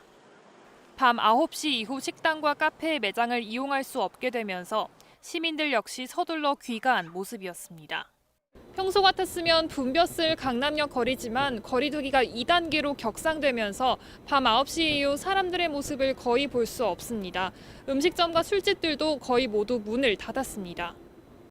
적발된 업소에는 집합 금지 조처가 내려집니다. 관할 자치구 쪽에 저희가 확인서를 저희가 예관을 할 거고 그에 대해서 온사례과 아웃으로 해서 서울시는 거리두기 2단계가 적용되는 2주 동안 강남과 홍대 등 유흥가에 대해 집중적으로 점검할 계획입니다.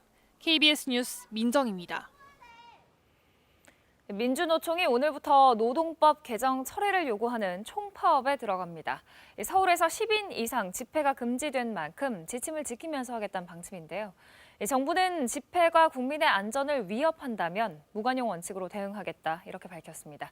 양예빈 기자입니다. 민주노총은 어제 기자회견을 열고 예정대로 오늘 총파업에 돌입할 것이라고 밝혔습니다. 정부가 추진하고 있는 노동법 개정안의 국회 통과를 저지하기 위해서입니다. 저희들은 국회 요구합니다. 지금 정부가 ILO 비준을 빌미로 정부발 노동계약안 철회하십시오. 특히 파업할 때 사업장의 주요 시설을 점거하는 방식의 쟁의 행위를 금지하는 안에 대해 강하게 반발하고 있습니다.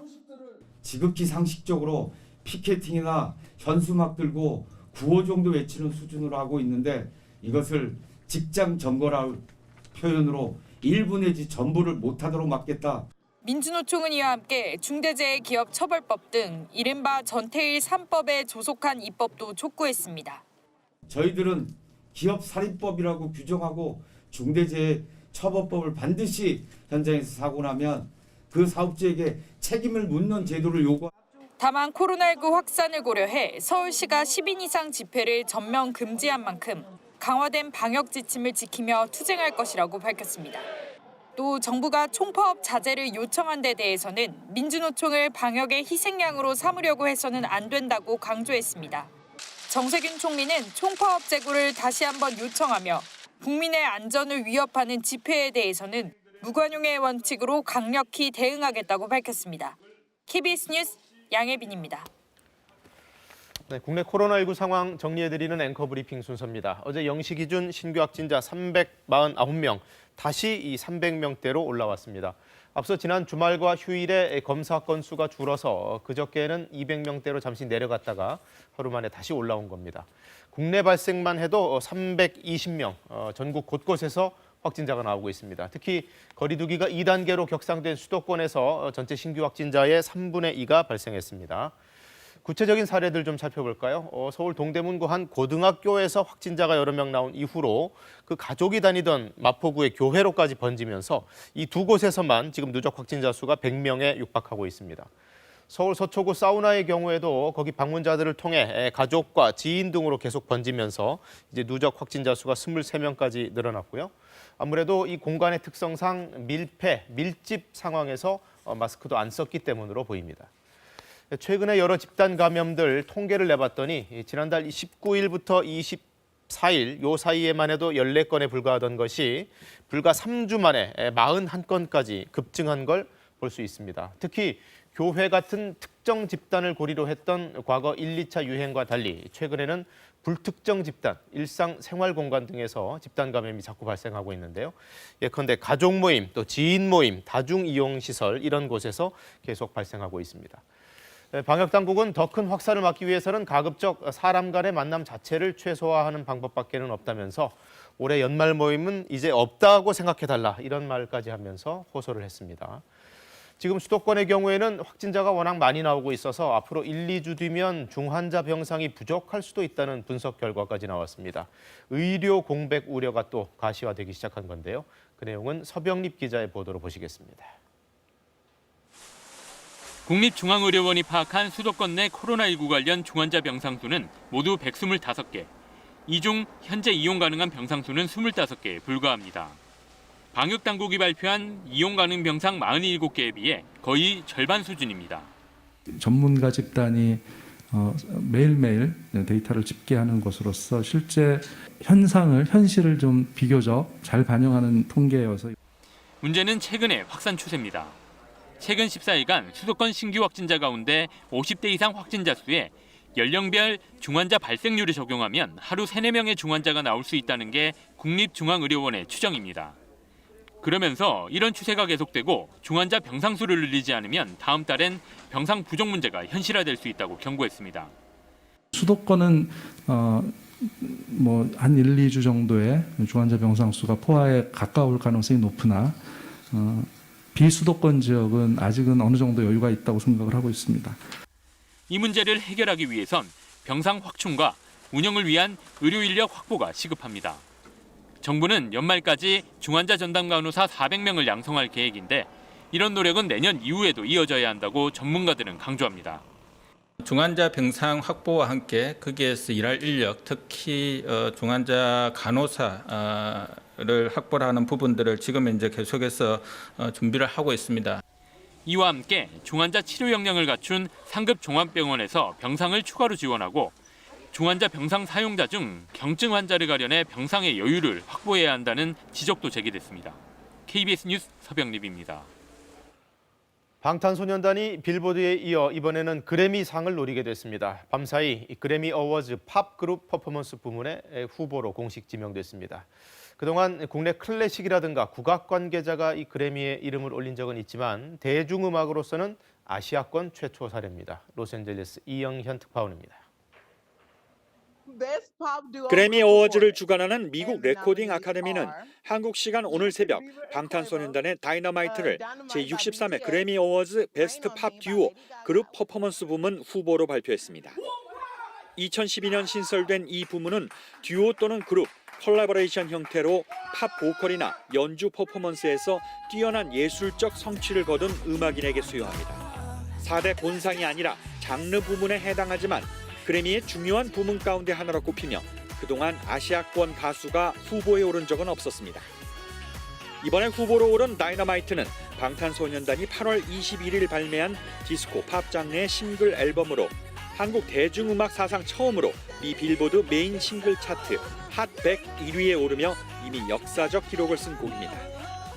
방탄소년단은 3년 연속 아메리칸 뮤직 어워즈 수상, 빌보드 뮤직 어워즈는 4년 연속 수상해 그래미에서도 상을 받으면 그랜드 슬램을 이루게 됩니다. 그래미 어워즈는 가수, 프로듀서, 평론가 등 음악 전문가 단체 레코딩 아카데미가 1959년부터 매년 개최하는 시상식으로 미국 음악상 가운데 최고 영예의 상으로 꼽힙니다. 대중투표 방식의 아메리칸 뮤직 어워즈, 차트 성적을 기반으로 하는 빌보드 뮤직 어워즈와 달리 그래미 어워즈는 음악성에 초점을 맞춰 후보와 수상자를 선정해 후보에 오르는 것만으로도 평가를 받습니다. 수상자는 아카데미 회원들의 최종 투표로 결정되며 수상자는 내년 1월 30일 개최되는 시상식에서 발표됩니다. 로스앤젤레스에서 KBS 뉴스 이영현입니다. 네, 방금 들어온 소식입니다. 서울 마포구의 한 모텔에서 불이 나 2명이 숨지고 9명이 다쳤습니다. 서울 마포소방서는 오늘 새벽 2시 40분쯤 마포구 공덕동의 3층짜리 모텔에서 불이 나 1시간 20여 분 만에 꺼졌다고 밝혔습니다. 이 불로 건물 안에 있던 11명이 연기를 흡입하거나 화상을 입어 병원으로 이송됐지만 그 가운데 2명은 이송되던 중에 숨졌습니다. 경찰은 자신이 불을 냈다고 자백한 투숙객을 붙잡아 조사 중인 것으로 전해졌습니다. 다음 소식입니다. 미국 증시가 강력한 상승 랠리 이어가고 있습니다. 다우존스 지수가 결국 3만 선을 뚫고 말았네요. 정권 교체와 백신 희소식 등이 호재로 작용하고 있습니다. 뉴욕 한보경 특파원입니다. 다우존스 지수가 사상 처음으로 3만 선을 돌파했습니다. 다우 지수가 처음 만들어진 지난 1896년 이후 124년 만입니다. 지난 2017년 1월 2만 선을 넘어서고 4년이 채 안 돼서 3만 고지에 오른 겁니다. 지난 3월 코로나19 사태로 18,500선까지 주저앉았던 다우 지수는 8개월 동안 다시 60% 이상 상승했습니다. 나스닥 지수와 스탠더드 앤 푸어스 500 지수도 1% 이상 오르며 마감됐습니다. 상승장을 주도한 가장 큰 호재는 바이든 대통령 당선인의 정권 인수 작업 공식화 소식이었습니다. 가장 큰 정치적 불확실성이 제거되면서 투자 심리가 크게 개선된 겁니다. I really think you talked about is the relief that investors have that we're now formally going through a transition. 여기에다 아스트로제네카의 백신 개발 소식까지 이어지면서 코로나19 백신 접종이 곧 시작될 거라는 기대감도 시장에 긍정적으로 작용했습니다. 미국의 코로나19 재확산세가 걷잡을 수 없이 심각해지고 있지만 백신 접종으로 내년 봄엔 코로나19 이전으로 돌아갈 수 있다는 낙관론이 시장에선 더 우세하다는 걸로 풀이됩니다. 적어도 오는 2023년까지는 현재 제로금리 수준이 유지될 걸로 전망되고 있어 투자 심리도 당분간 위축될 일이 크게 없을 거란 분석입니다. 다우지수 3만 돌파에 또 한 명의 숨은 공신은 바로 옐런 전 연준 의장이라고 미국 언론들이 보도했습니다. 시장 친화적인 걸로 평가되는 옐런 전 의장이 바이든 행정부의 재무부 장관으로 내정이 됐는데 옐런이 착수할 경제 재건 작업에 대한 신뢰감이 반영됐다는 평가입니다. 뉴욕에서 KBS 뉴스 한보경입니다. 네, 이렇게 공식적인 정권 인수에 나선 바이든 당선인은 자신의 외교 안보팀을 소개하는 자리도 마련했습니다. 세계를 이끄는 리더십을 회복하고 아시아 태평양에서의 동맹을 강화하겠다면서 변화된 미국을 예고했습니다. 워싱턴 금철영 특파원의 보도입니다. 대통령 당선인으로서 차기 행정부 외교정책의 비전을 밝히는 자리. 바이든 당선인은 미국이 다시 돌아왔다고 했습니다. 세계를 이끌 준비가 됐다며 리더십을 회복하겠다는 의지를 밝혔습니다. It's a team that reflects the fact that America is back, ready to lead the world, not retreat from it. 그러면서 미국은 동맹과 함께 일할 때 가장 강하다고도 했습니다. 차기 행정부 외교안보팀은 동맹을 중시하는 자신의 신념에 부합한다고도 했습니다. They embody my core beliefs that America is strongest when it works with its allies. 특히 바이든 행정부의 외교 정책을 입안할 토니 블링컨 국무부 장관 지명자를 소개하면서 아시아 태평양 지역에서 동맹을 강화하겠다는 의지도 밝혔습니다. 블링컨 지명자는 전 세계의 모든 문제를 미국이 다 해결할 수는 없다면서 다른 나라들과 협력해 나가겠다는 입장을 밝혔습니다. We need to be working with other countries. We need their cooperation. We need their partnership. 바이든 당선인은 또 기후변화 대응 등 국제연대의 중요성도 강조했습니다. 바이든 당선인은 미국이 여전히 다른 나라들을 모을 능력이 있다고도 했습니다. 국제사회 리더로서의 역할을 더 확실히 하겠다는 뜻으로 풀이됩니다. 워싱턴에서 KBS 뉴스 금철영입니다. 네, 바이든 당선인의 인수인계 또 이에 대한 미 정부의 지원은 연방 총무청의 공식 승인으로 가능해졌는데요. 트럼프 대통령은 여전히 총무청이 차기 대통령이 누군지 결정하지 않았다면서 불복 입장을 고수하고 있습니다. 워싱턴에서 서지영 특파원이 보도합니다. 연방 대통령직 인수법에 따라 바이든 인수인은 정부 자원을 활용할 수 있게 됐습니다. 여기에 630만 달러 정도의 자금, 인력, 시설 이용 등이 포함됩니다. 국가안보와 관련한 기밀 정보 브리핑도 받게 됐습니다. 총무청이 지난 7일 바이든 당선인의 승리를 전한 뒤 16일 만에 승인을 하면서 인수인계 절차가 시동을 걸게 된 겁니다. 에밀리 머피 청장은 서한에서 당선인 확정 지연 압박을 백악관으로부터 받은 적이 없다며 법과 사실의 근거에 독립적으로 결정했다고 강조했습니다. 트윗을 통해 정권 이양 협조를 권고했다고 밝힌 트럼프 대통령은 다우지수가 사상 처음으로 3만 고지를 돌파하자 백악관 브리핑룸에 깜짝 등장했습니다. 연단에서 발언한 시간은 딱 1분 4초. 백신 개발의 성과가 주가에 영향을 준 것처럼 자찬했습니다. Nothing like that has ever happened medically, and I think people are acknowledging that, and it's having a big effect. But the stock market's just broken 30,000. Never been broken that number. 불복이나 승복과 관련한 발언은 일절 없었고 질문도 받지 않았습니다. 코로나19 상황 악화로 추수감사절을 앞두고 열린 백악관 칠면조 사면식과 관련해 방역 우려가 제기됐지만 행사도 그대로 진행했습니다. 트럼프 대통령의 입장은 총무청이 인수인계에 협조하지만 차기 대통령이 누군지 결정한 게 아니라는 겁니다. 소송도 이어가겠다고 강조했습니다. 하지만 펜실베이니아, 네바다주에 이어 미네소타주 등에서도 바이든 당선인의 승리를 공식 인정할 예정이어서 트럼프 대통령의 입지는 점점 좁아지고 있습니다. 워싱턴에서 KBS 뉴스 서지영입니다. 프로야구 NC가 처음으로 한국 시리즈 정상에 오르며 창단 9년 만에 통합 우승을 달성했습니다. 주장 양의지는 MVP로 선정됐습니다. 이준희 기자입니다. NC 마무리 원종현의 공에 부산 최주환의 방망이가 엇돕니다. NC의 창단 첫 한국 시리즈 우승이 확정되는 순간 NC 선수단이 부둥켜 안으며 우승의 기쁨을 만끽합니다. 주장 양의지도 뜨거운 눈물을 흘리며 생애 세 번째 한국 시리즈 정상의 감격을 맛봤습니다. 양의지는 모기업의 상징 집행검을 높이 치들며 한국 프로야구에 새로운 강자가 등장했음을 알렸습니다. 한국 시리즈 최우수 별로도 선정된 양의지는 자신이 왜 125억 원의 사나이인지를 스스로 증명했습니다. 또 마지막에 마무리를 이렇게 잘 해가지고 우승하게 돼서 너무 기쁩니다. 또 좋은 코치님, 감독님, 또 동료들 만나가지고 또 2년 만에 또 이렇게 또 우승할 수 있어가지고 거기서 너무 감정이 폭발해가지고 눈물이 났던 것 같아요. 6차전에서 시리즈를 끝내겠다는 NC의 의지는 강했습니다. 알칸타라의 호투 속에 침묵하던 NC의 타선은 5회부터 터지기 시작했습니다. 5회 투아웃 이후 연속 3개의 안타를 몰아치는 집중력으로 귀중한 선취점을 가져온 NC. 6회에도 알테어의 2루타에 이은 박성민의 적시타로 추가점을 뽑은 데 이어 박민우가 바뀐 투수 이승진에게 2타점 쐐기타까지 터뜨리며 점수차를 넉 점까지 벌렸습니다.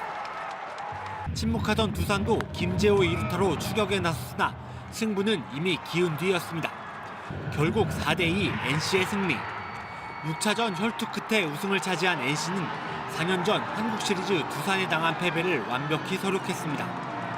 지난 2011년 프로야구 9번째 구단으로 등장한 신생 구단 NC는 2013년 1군 무대 진입 후 8번째 시즌 만에 통합 우승을 차지하며 프로야구의 새 역사를 쓰게 됐습니다. KBS 뉴스 이준입니다. 오늘도 나가실 때는 따뜻하게 입으셔야겠습니다. 서울의 아침 기온 0.2도로 출발했고요. 파주가 영하 5도, 의성은 영하 4도로 출발했습니다. 그래도 낮 동안에는 서풍이 불면서 기온이 조금 올라 추위가 누그러지겠습니다. 서울의 낮 기온 9도, 파주 9도, 의성 12도까지 오르면서 일교차가 10도 이상 크게 벌어지겠습니다. 주 후반에는 찬바람이 불어오면서 다시 날이 추워지겠습니다. 금요일 오후부터 매서운 바람이 불어오면서 토요일 아침에는 서울 기온이 영하 4도까지 뚝 떨어지겠습니다.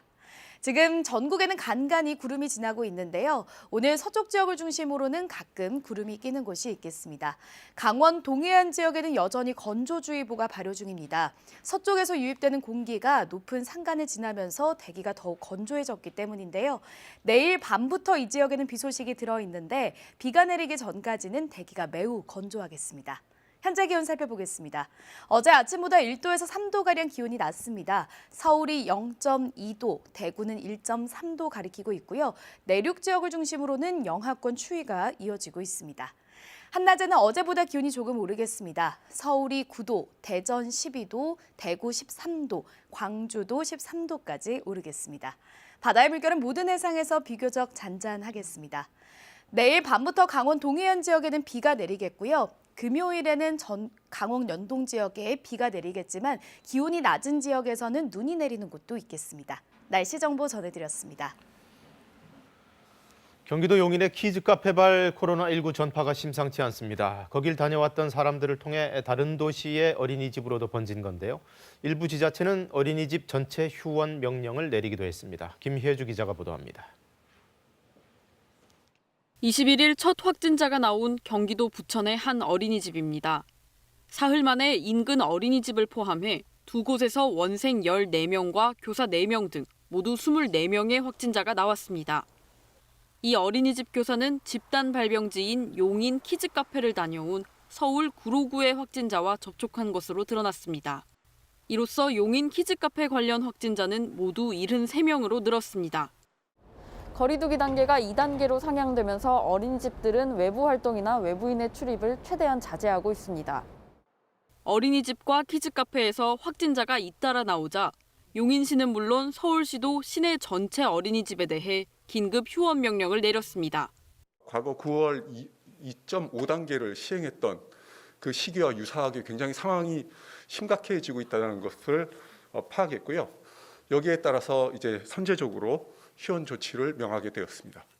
문제는 돌봄 공백인데 휴원을 하더라도 가정 양육이 어려운 가정을 위해 어린이집 문을 열고 최소한의 규모로 긴급 보육을 하고 있습니다. 아이들도 서로 마주보고 밥 안 먹게끔 거리두기로 그렇게 최소화를 지금 하고 있어요. 이제 아침 저녁으로 그 장난감이라든지 방역 소독액을 사가지고 수시로 그걸 뿌려주고. 하지만 갑작스러운 휴원 결정에 맞벌이 부부 등 학부모들은 곤혹스러울 수밖에 없습니다. 연락을 오늘 출근길에 아침에 받았고요. 선택의 여지가 없어서 일단 보내긴 했는데 지금 상황이 계속 이렇게 되니까 너무 좀 힘들긴 합니다. 현재 인천과 강원, 충청 등 전국 21개 시군구 일부 지역에서도 어린이집 휴원이 진행 중입니다. KBS 뉴스 김혜주입니다. 최근 코로나19 확진자 중에서는 역학조사 과정에서 자신의 동선을 숨겼다가 발각되는 일이 많았습니다. 주로 유흥업소 같은 데 갔다가 그 사실을 차마 말하지 못한 사례들인데요. 황진우 기자가 취재했습니다. 인천의 한 유흥업소입니다. 올해 49살인 인천의 한 해양경찰관은 지난 13일 50대 골재 채취업자와 이곳을 이용했습니다. 두 사람은 일주일 뒤인 지난 20일과 21일에 각각 코로나19 확진 판정을 받았는데 두 사람 모두 동선 조사 과정에서 유흥업소 방문 사실을 숨겼습니다. 하지만 방역당국은 두 사람이 은폐한 동선을 밝혀냈고 이틀 늦게 유흥업소를 매개로 한 접촉자 추적을 시작했습니다. 지금까지 31명의 확진자가 나왔습니다. 얘기를 안 해주니까 그게 아쉬운 부분이잖아요. 이게 의도적이거나 이런 상황들이 있으면 엄중히 대처하겠다. 경기 의정부에서는 지난 18일 코로나19 확진 판정을 받은 노래방 도우미가 동선 조사 과정에서 직업이 무직이고 집에만 있었다고 진술했습니다. 하지만 거짓말이었습니다. 우리가 GPS를 확인해 보니까 여러 동선이 나와가지고 사실을 얘기해라. 그랬더니 내가 사실은 노래방 도우미다. 그래갖고 동선을 확인하게 됐습니다. 노래방 도우미와 관련해 9명의 확진자가 나왔고 의정부시는 일주일 동안 모든 노래방에 대한 집합 금지 명령을 내렸습니다. 지난달 23일에는 충남 천안시에서 60대 확진자가 사우나 갔던 사실을 숨겼고 늦어진 역학조사에서 사우나 이용객 14명이 확진 판정을 받기도 했습니다. 중앙방역대책본부는 동선을 숨기는 경우는 예외 없이 감염병법 위반 혐의로 엄정히 법 집행을 하고 있다고 거듭 강조했습니다. KBS 뉴스 황진우입니다. 어제 오후 포스코 광양제철소에서 일어난 폭발로 작업자 3명이 숨졌습니다. 산소 배관 점검 중에 사고가 난 걸로 추정되는데요. 정확한 원인 조사를 위해 오늘 합동 감식이 진행됩니다. 양창희 기자가 보도합니다. 포스코 광양제철소에서 짙은 연기가 뿜어져 나옵니다. 먼 거리에서도 연기는 선명하게 보입니다. 어제 오후 4시쯤 광양제철소에서 폭발 사고가 발생했습니다. 목격자들은 사고 당시 폭발음도 들렸다고 말합니다. 펑펑 큰 소리가 들려가지고 보니까 연기가 나오더라고요. 내가 4시 1분 눈꽃같이 나와요. 정말 시커먼 연기가 많이 나오더라고요. 폭발이 일어난 일고로 근처 배관에는 포스코 직원 1명과 협력업체 직원 2명 등 작업자 3명이 있었습니다. 이 가운데 2명은 심정지 상태로 발견돼 병원으로 옮겨졌지만 숨졌습니다. 나머지 1명도 소방당국의 수색 끝에 발견됐지만 숨진 상태였습니다. 제철소 측은 배관 설비를 점검하던 도중 산소가 새면서 사고가 난 것으로 보고 있습니다. 소방당국도 산소 밸브를 열다가 폭발이 발생한 것으로 추정 중입니다. 포스코 광양제철소에서는 지난해 12월에도 폭발이 발생해 5명이 크고 작은 부상을 당하는 등 사고가 끊이지 않고 있습니다. 광양경찰서는 오늘 국립과학수사연구원 등과 합동감식을 벌여 정확한 사고 원인을 조사할 계획입니다. 여수고용노동지청도 산업안전보건법 위반 여부 등을 조사하고 있습니다. KBS 뉴스 양창희입니다. 평창 동계올림픽 은메달의 주인공이죠. 안경 선배가 이끄는 여자 컬링의 팀 킴이 돌아왔습니다. 그간의 여러 어려움을 딛고 새 시즌 만에 태극마크를 되찾았는데요. 문영규 기자입니다. 평창에서 신드롬을 일으켰던 김은정의 목소리가 빙판을 메웁니다.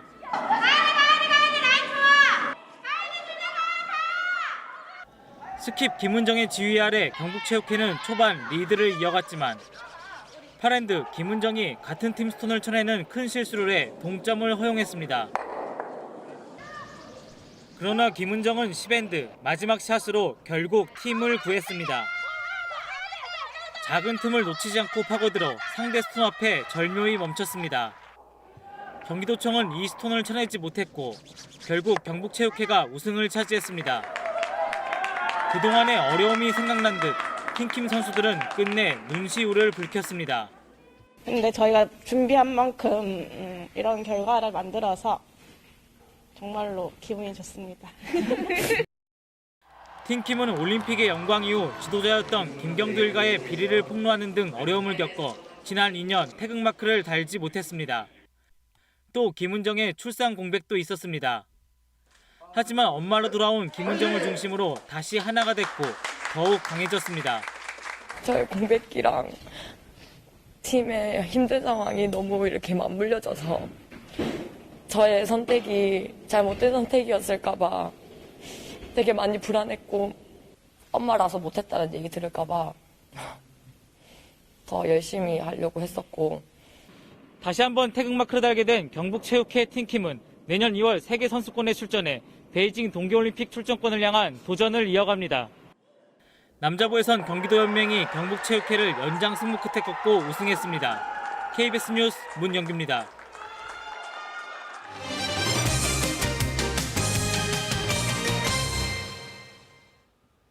얼마 전 서울시가 버스 정류장 사업을 추진하면서 부실 보고서로 예산을 확보하려고 한다는 의혹 보도해드렸는데요. 이번에는 버스 정류장 사업 공모 과정에서 사업 참가 기업들과 특수 관계가 있는 인물을 심사위원으로 선정됐다는 의혹이 제기됐습니다. 문예슬 기자가 취재했습니다. 냉난방 시스템과 스마트폰 충전기, 무료 와이파이까지 갖춘 차세대 버스 정류장입니다. 사업 규모는 50억 원으로 서울시가 지난달 사업자 공모 심사를 진행했습니다.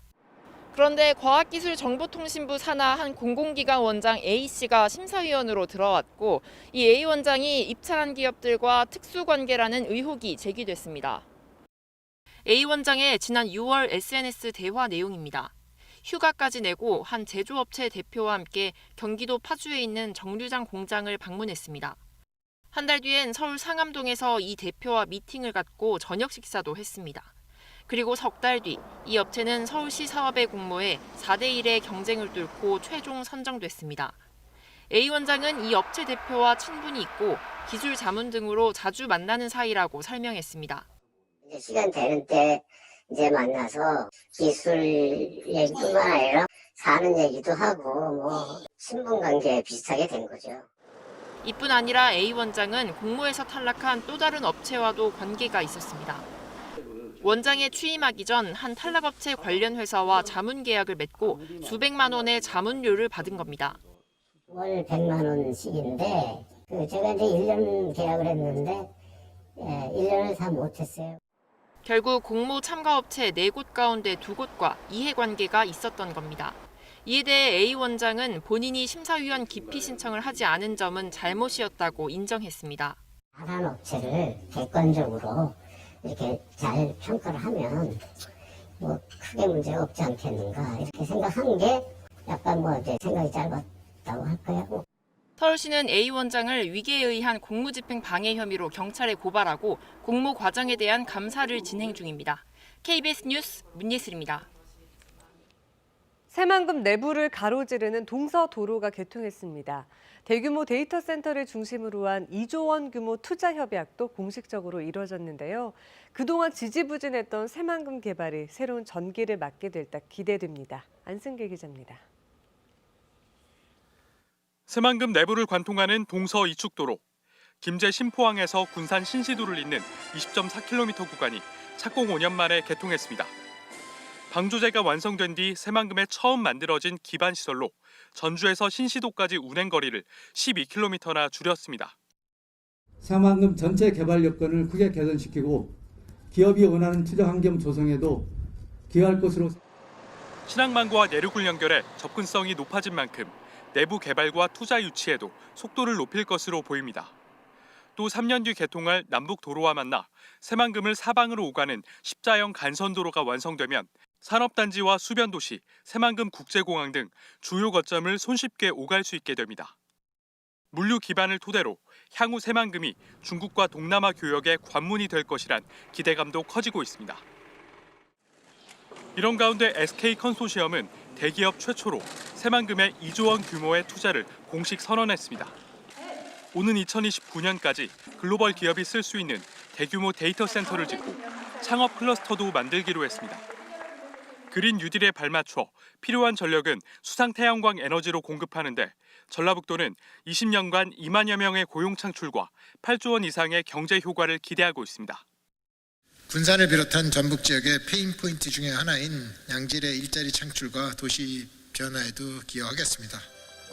동서도로 개통과 SK 컨소시엄의 투자 협약이 새만금 개발의 마중물이 될지 관심이 쏠리고 있습니다. KBS 뉴스 안승길입니다. 물고기 양식에 사용하는 물로 채소를 키우는 아쿠아포닉스 농업, 또 제주가 아닌 충남 서해안에서 수확하는 황금양. 최근 이렇게 새로운 재배 방식과 변화를 추구하는 농업 환경이 국내는 물론 외국에서도 큰 주목을 받고 있습니다. 유진환 기자가 소개해드립니다. 정상초와 유럽 상추 등을 재배하는 농가. 땅이 아닌 물에서 채소를 키우고 있습니다. 향어와 비단잉어를 양식하는 물을 채소 재배에 그대로 사용하는 겁니다. 물고기 분변 등의 유기물이 섞여 식물 성장에 필요한 영양분을 공급해 줍니다. 자연적으로 수질 정화가 이루어져 다시 물고기 양식에 선순환되는 아쿠아포닉스 농법입니다. 친환경 농법으로 일반 노지 재배와 비교하면 물 사용량은 10분의 1에 불과한데 매출은 10배 이상 높습니다. 최근 국내는 물론 사막이 많고 물이 부족한 중동에서도 관심을 갖고 있습니다. 아쿠아포닉스가 물도 아낄 수 있고 또 좋은 상품도 생산할 수 있기 때문에 두바이나 뭐 아랍 뭐 이쪽에서도 많이 찾는 것 같아요. 막 수확을 앞둔 황금향. 제주가 아닌 충남 서해안 지역의 농가입니다. 아열대 과일인 황금향을 특별한 난방 설비 없이 시설 재배만으로 키웠습니다. 맛과 향이 일품이어서 국내에서 벤치마킹하고 있습니다. 따뜻한 제주도 지방에만 재배될 거다. 이렇게 선입감을 많이 갖고 계시는데 육지 쪽에도 지금 많이 시도가 되고 많이 재배가 되고 있습니다. 농업의 작은 변신이 친환경 시대, 기후 변화 시대에 직면한 우리 미래 농업의 대안으로 주목받고 있습니다. KBS 뉴스 유진환입니다. 그동안 섬으로 물건을 보내게 되면 육지보다는 시간이 하루 이상 더 걸렸습니다. 하지만 국내에서도 물류 드론이 처음으로 80km 이상 장거리 배송에 성공하면서 1년 6개월쯤 뒤에는 섬에도 1시간 안에 택배는 물론 음식 배달도 가능할 것으로 기대됩니다. 박재우 기자입니다. 초속 12m가 넘는 강풍을 뚫고 드론이 자월도 해안에 착륙했습니다. 인천항에서 1시간 20분 만에 80km 거리를 비행해 의약품을 배송하는 데 성공했습니다. 1년 전 제주 서귀포에서 세웠던 2시간에 57km 기록을 경신했습니다. 80km를 이제 비행을 했고요. 이게 어떻게 보면 국내에서 최초로 물류 배송의 장거리 비행이라고 볼 수 있습니다. 길이 3.6m인 이 수직 이착륙 드론은 현재 2시간 30분 동안 최대 150km를 비행할 수 있습니다. 배터리 성능이 더 좋아지면 12시간까지 국제 배송도 가능합니다. 특히 집단 비행 기술을 활용해 여러 곳에 동시에 물류 배송이 가능합니다. 이 업체는 안전성과 보안 문제를 강화해 2022년부터는 실제로 섬이나 오지 배송을 시작할 계획입니다. 국내외 항공과 해상, 운송 등 대표적인 물류 도시인 인천시는 물류 로봇 사업에 집중하고 있습니다. 엔터테인 로봇이든 물류 로봇이든 저희가 많은 기업들을 유치해서 저희 로봇 산업의 메카로 저희 인천시를 좀 조성할 계획을 좀 갖고 있습니다.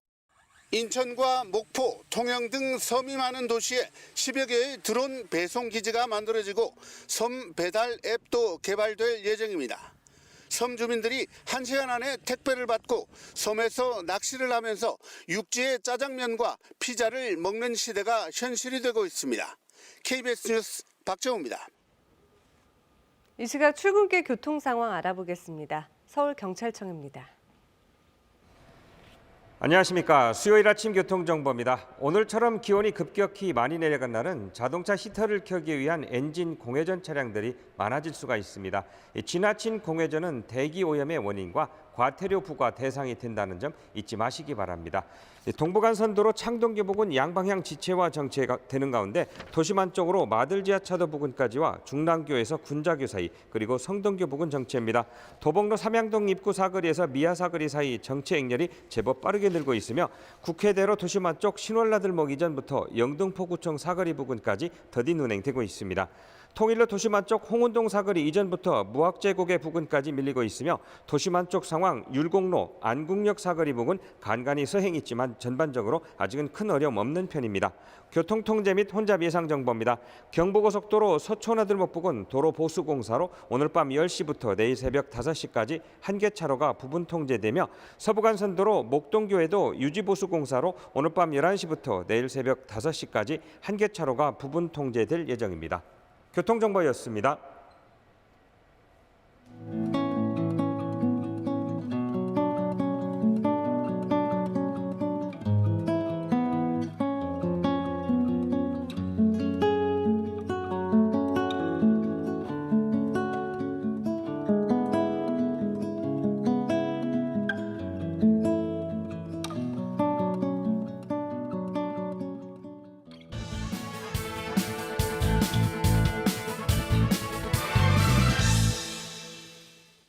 고위공직자범죄수사처 공수처 출범이 중대 분수령을 맡고 있습니다.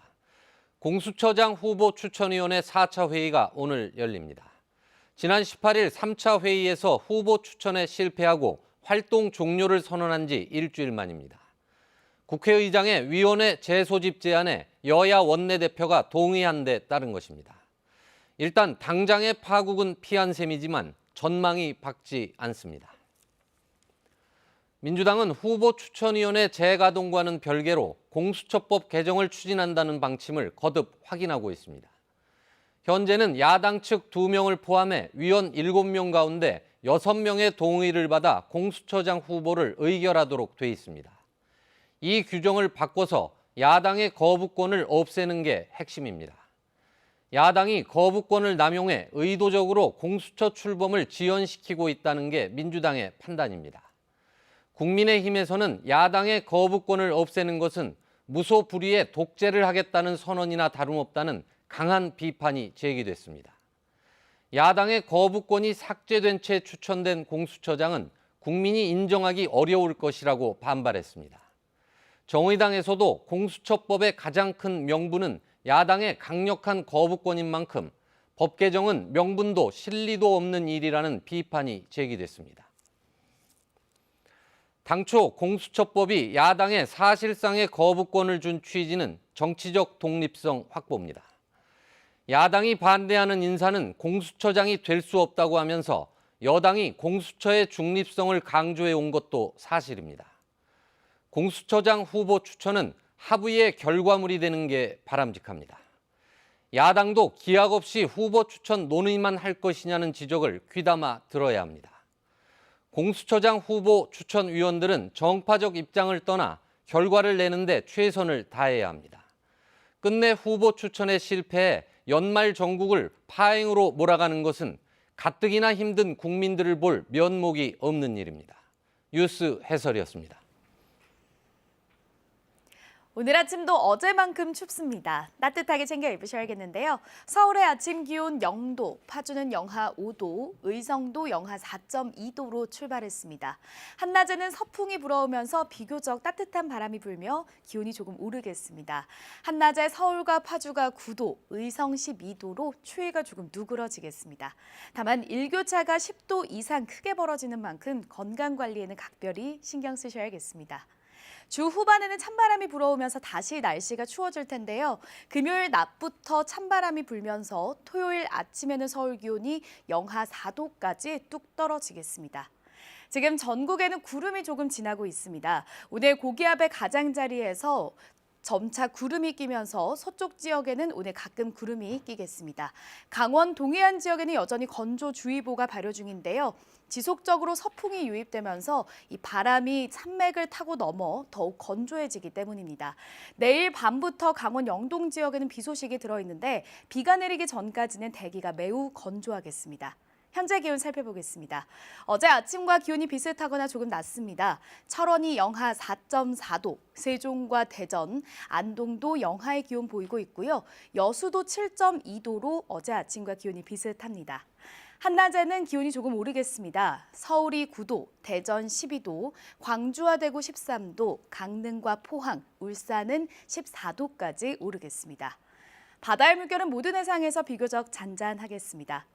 내일 밤부터 강원 영동 지역에는 비 소식이 들어있는데요. 금요일에는 눈이 내리는 곳도 있겠습니다. 날씨 정보 전해드렸습니다. 네, 수요일 아침 뉴스광장 마치겠습니다. 시청해주신 여러분 고맙습니다.